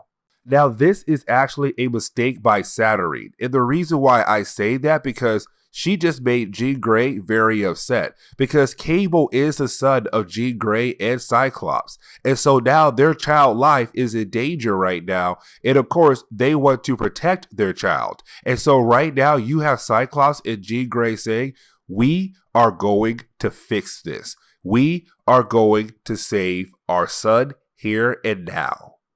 Now, we actually do jump back over to Otherworld, and the reason why, because we actually do pick up with the next round, and the next round is going to be Gorgon versus the White Sword. Now, remember, when it comes to the White Sword, he has the mutant ability to resurrect 100 people. That is his ability. Now that right there is very important. And the reason why, because when it comes to Gorgon and the White Sword, they have to fight to the death. Now, of course, If you die, the other side gets the point. But here comes the thing though, the White Sword is not going to fight. He's going to use his mutant ability to resurrect the 100 mutants or characters or soldiers, whatever, to fight against Gorgon. So of course, he thinks that he'll have an easy win because his soldiers are going to tire out Gorgon, and then the White Sword can kill Gorgon to get the free point. The problem is though, as soon as Gorgon fights against the 100 soldiers and he's able to kill off a good amount of them, each kill he gets is a point for Krakoa, because again, it's the fight to the death, and Gorgon is killing off people, and so right now Krakoa is getting their comeback. They're getting their points, getting all their points back because he is killing soldiers that belong to the White Sword, and the White Sword belongs to who? Arako. Now, of course, Gorgon cannot go on like this. And so he's exhausted and he is tired. And so then you have the White Sword make the children of Apocalypse actually beg to the point that they want him to actually kill Gorgon before they actually lose the tournament. And you have the White Sword kill off Gorgon. But with the death of Gorgon, but of course some of the soldiers that belong to the White Sword, it's a tie now. It's Arako 19 and Krakoa 19. And so it's all tied up thanks to Gorgon, but now he is dead. But this is where we actually going to end today's video, because the next fight will be in the next video. And of course, the next fight is going to be Apocalypse versus his wife Genesis. And that right there is very huge, but that comes in the next video. And so with that being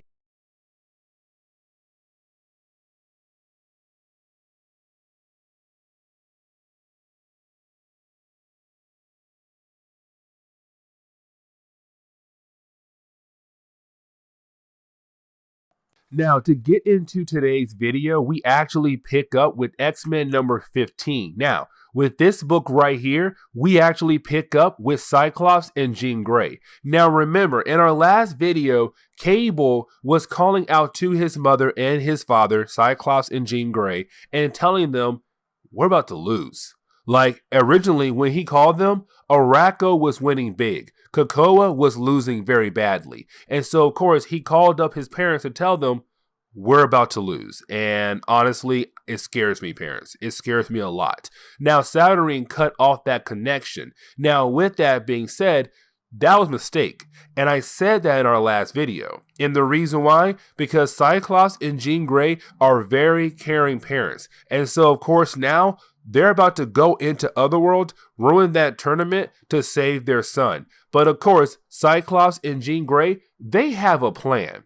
And of course, they're going to use that plan to make sure their son and the rest of the X-Men characters in Krakoa will be saved by them. Now, we actually do see Cyclops and Jean Grey walk over to the Quiet Council. Now, of course, remember, the Quiet Council is basically a group of mutants that come together to make the big time decisions when it comes to the island. Now, of course, there is a reason why Cyclops and Jean Grey are coming to the Quiet Council to talk to them. But here's the thing. We don't find out why, because we have to jump over to a more serious situation happening at the moment. Because let's not forget, Apocalypse and his wife Genesis are about to fight. Now, right before they do fight, you have Apocalypse ask his wife one simple question. Are you going to wear the mask? Of course, he is talking about the mask of annihilation. Because remember, when someone wears that mask kind of takes over your body or influences you to do certain things. And so right now, you have Genesis take off the mask and say, no, I'm going to fight you, my love, without the mask. And so the final fight actually begins. Apocalypse versus Genesis. Who is going to win? That is the big question that's right now on the table. But we have to jump back over to Cyclops and Jean Grey. Now, the next section of this book, written by Jonathan Hickman, is really more of him focusing on Cyclops and Jean Grey, telling the Quiet Council what they have in mind, that they're going to go over to the Otherworld to save their son, but the rest of the X-Men characters who need help right now. Now, with that being said, of course, the Quiet Council is not down with this plan because Cyclops tells them, listen, our son called us. He told us that we are losing big time, not small, big time. And of course, he cried out for help. And so I am going to go out there to actually help my son. And of course, I want a strike team to come with me so that I'm making sure we're able to actually win this battle. Now, of course, Cyclops is the best person to possibly lead that strike team. And the reason why, because Cyclops has been an X-Men for so long. He was the first team leader. He has been doing this for most of his life. He knows what it's like to lead a team into battle. Now, of course, for the Quiet Council, they have to decide by voting to let Cyclops and Jean Grey actually go into Otherworld. Now, I do want to mention one thing. Don't forget, Jean Grey is part of the Quiet Council, but she says, listen, I'm going to, because that's her son right now who's trapped in Otherworld fighting in that war. She wants to save her son. And so again, this is why I say Saturnyne messed up. When Saturnyne cut that connection between Jean Grey and Cable when they were talking through the minds, I said, that was a mistake right there. And the reason why? Because now you have Jean Grey more determined to save her son. And so even when the Quiet Council debates about should they actually let Cyclops and Jean Grey go on with this mission, they end up voting and they keep coming out saying, nope, the vote says no, you're not allowed to go. You must stay here. But of course, Cyclops say, I don't care what the votes say. You may vote to say I can't go, but I'm still going. I'm still going to take a strike team because you have to remember, I'm Cyclops. And so far as we've been on this island, I have not failed at all.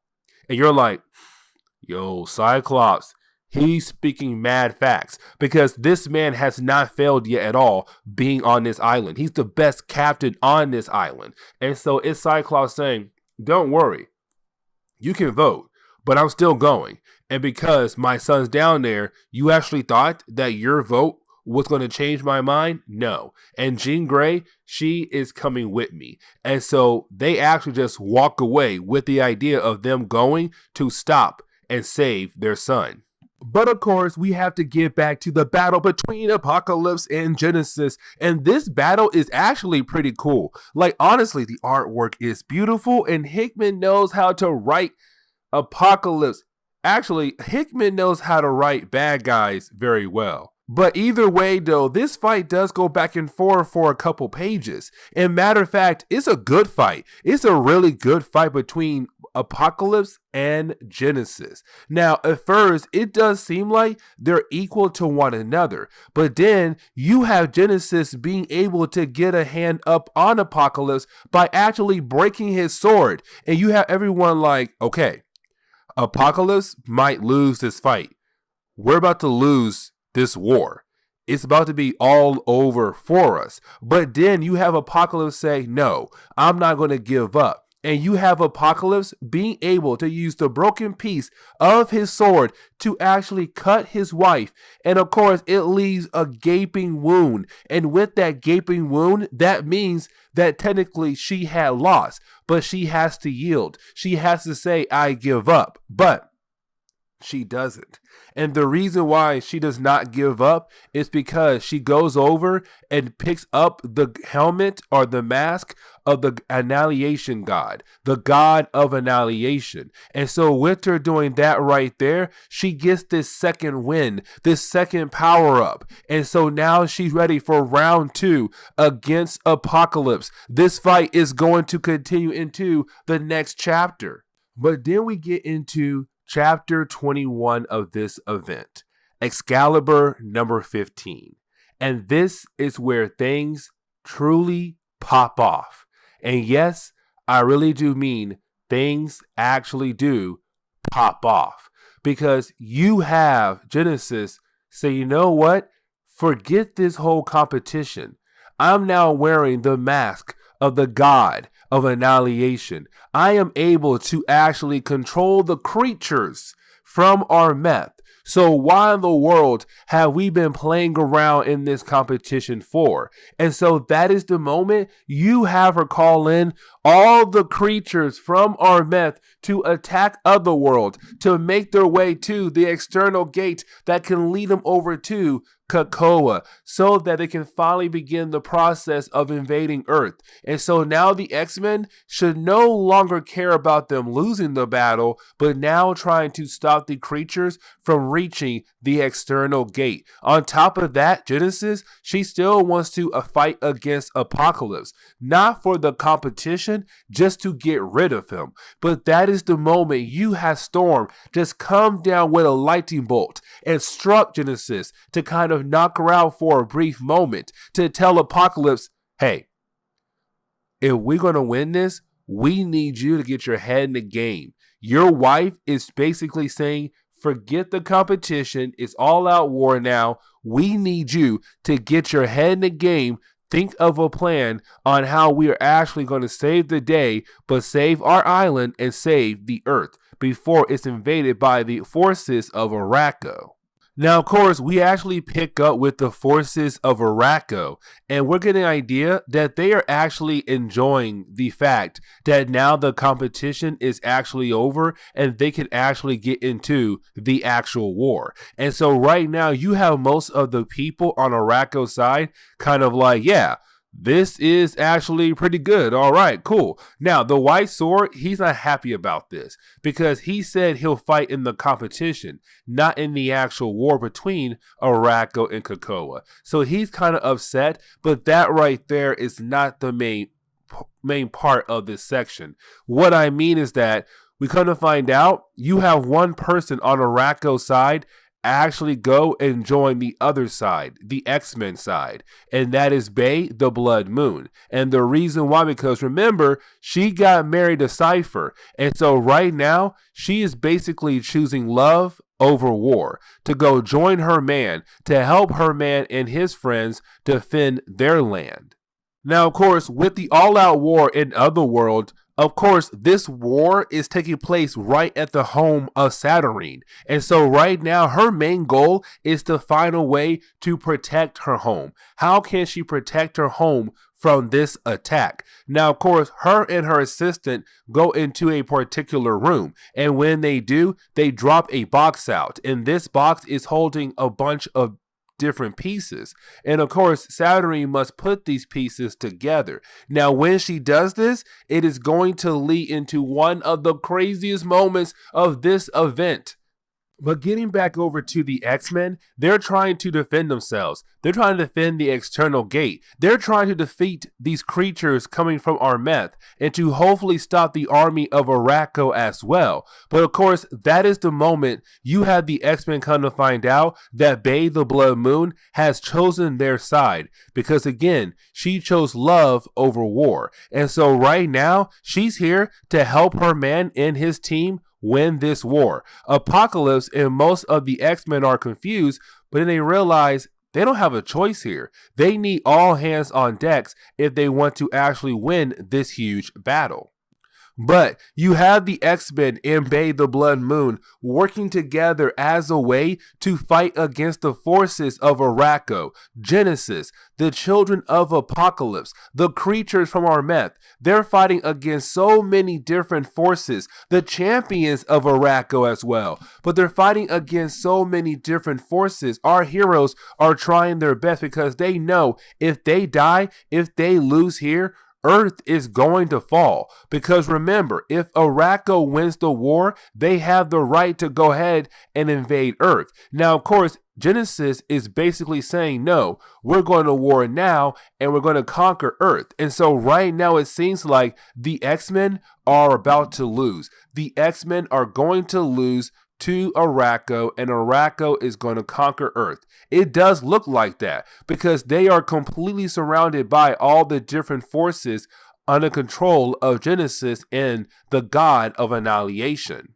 But this actually leads into the big moment. Okay, so Saturnyne, right? earlier, we saw her putting together these different pieces like a puzzle, right? Well, of course, once she actually is able to complete this puzzle, it makes something. It tells us something. It tells us that something is coming back, something that has been gone for a very long time. It's a new version, but it's coming back. And when it comes back, it's going to be amazing. It's going to be great. It's finally here. And that thing is the Captain Britain Corps. And the reason why, because when Saturnyne was putting together that puzzle, she put that puzzle together and it showed Bessie Braddock as Captain Britain. And of course, it tells Saturnyne the Captain Britain Corps is coming back. But of course, it's coming back with different versions of Bessie Braddock, because remember, the original Captain Britain Corps was just different versions of Brian Braddock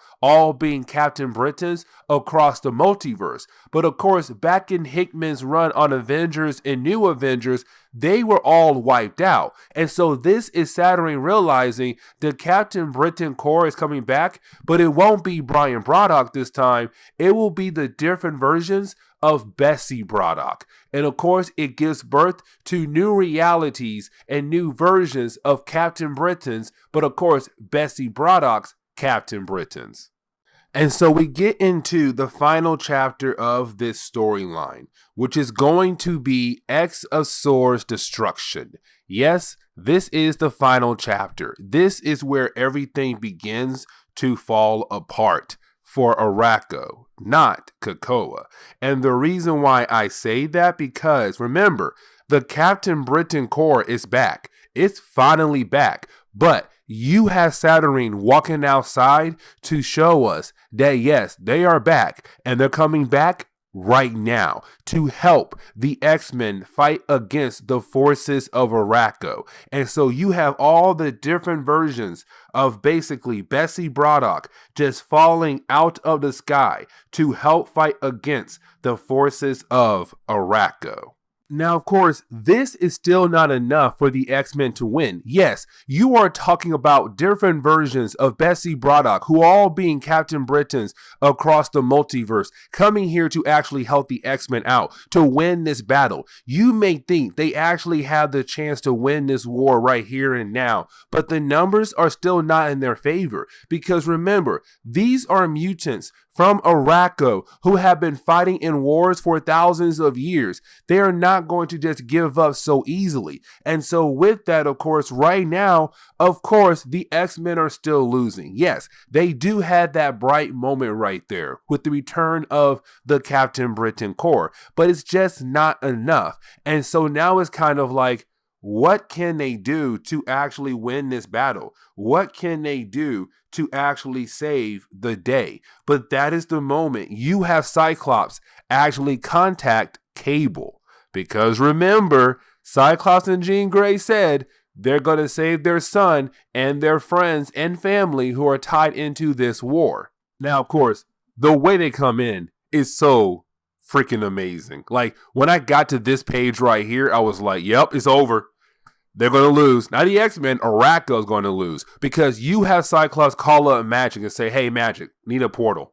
Like, open up the biggest portal you can open up. And she's kind of like, what do you mean? Why do we need a portal so big? And that is the moment you have Cyclops and Jean Grey just use that portal as a way to bring in the Sword Space Station. Remember, that appeared in the earlier chapters of this event. Yes, it was only like 2 or 3 chapters, but of course it was still important because of this moment right here, and also because what happens after this event right here. But either way, yes, the X-Men, Jean Grey, Cyclops, have brought the Sword Station, the Sword Space Station, to this battle. And the reason why? Because that station is holding a bunch of different X-Men characters over the years on the ship, all here to help fight in this war. And so now you can say it's finally all hands on deck.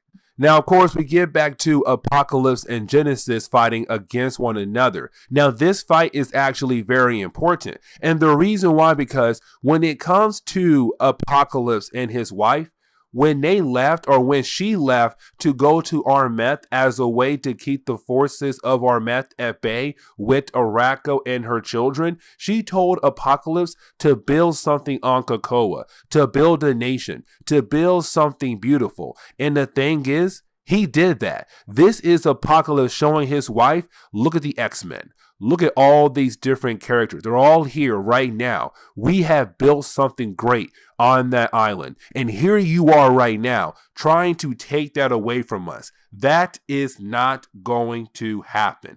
And so right now you have Apocalypse thinking he's about to win. But Armeth's like, no. You are not about to win at all. And matter of fact, let me tell you why. And the reason why, because she's holding the god of annihilation mask on her head. And so Genesis does use her powers of the god of annihilation as a way to show her husband what she meant. And that is the moment she released a bunch of different creatures as a way to attack the army of Krakoa and Apocalypse. And so right now the X-Men, they have to realize maybe they can't win again because she's holding the power of a god in her hand. But that is the moment we actually do pick up with Cable coming over to Saturnyne to tell Saturnyne, hey, listen, we're going to lose this. There's no way we can win. Doesn't matter how many X-Men characters we have. Doesn't matter how many, of the Captain Britons, we're going to lose this war. There's no way we can actually win. But then you have Saturnyne say, what card did I give you when you first arrived in Otherworld? And remember, she gave each X-Men who was a champion for Krakoa a sword. And of course, his card was the Fool. And she said, you are a fool who's holding a sword right now. And what can that sword do again? And remember, that sword had the ability to power up the sword space station, but the orb on that space station opened up a portal, and that portal led into a reality of a group that comes and they want to basically kill off everything in their path. And that group is called the Vescora, and we saw them in an earlier chapter. And so it's Saturnyne saying, stab that sword in that orb, open up that portal to let the Vescora come through and do their thing. Because then with them here as well, there's no way we can lose this battle actually. But then we have to get back to Apocalypse fighting against his wife once again. And the reason why, because right now you have Apocalypse and his wife fight get so big, so epic, but Apocalypse realized what he has to do to hopefully end the war, but to hopefully save his wife as well. And that is the moment you have Apocalypse pull the mask of the god of annihilation off his wife's face and puts it on his own face. And when he does that, of course, that means there is a possibility Apocalypse could now be taken over by the god of annihilation. And that is huge right there. Now, there is a good reason why Apocalypse took over the mask of annihilation from his wife. And the reason why, because remember, the helmet or the mask of the god of annihilation belongs to Armeth. And of course, Armeth is on the side of Arako. Now, here's the thing, though. Whoever wears the mask, they're basically on the side of Arako, Armeth's side. And so that means if Apocalypse is able to control the mask and say that he does surrender, he's not surrendering for Krakoa, he is surrendering for Arako, which means that Arako would lose and Krakoa would win. Now, right before Apocalypse does that, there is one singular sign that's about to happen. And that sign comes into one particular character. And that character is Iska the Unbeaten. Because remember, her mutant ability is she can never lose. And so you have the children of Apocalypse look at her and realize that she has switched sides.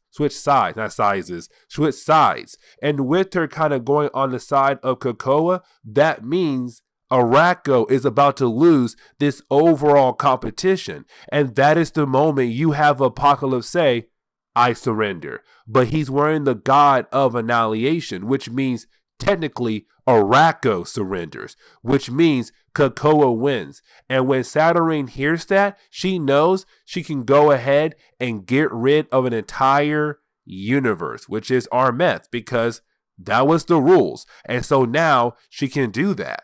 Now, of course, Saturnyne doesn't do that. What she does instead is basically turn the mask of the god of annihilation into some kind of staff. Now, this is the moment where you actually do have Saturnyne say, okay, the competition is over. Krakoa, get to go home and keep your island. Arako, you must go back home and stay there because you lost the war. It's over. Everything is done. Now, of course, this is the moment you actually do have Saturnyne say, but there's one more thing I require to happen, which is each side must give up one mutant to the other side, kind of like exchange of prisoners. Now, of course, you have Genesis select, had a hard time saying that, you have Genesis select Apocalypse because that is her man. That's her husband. She wants to be with him again. And of course, Apocalypse chooses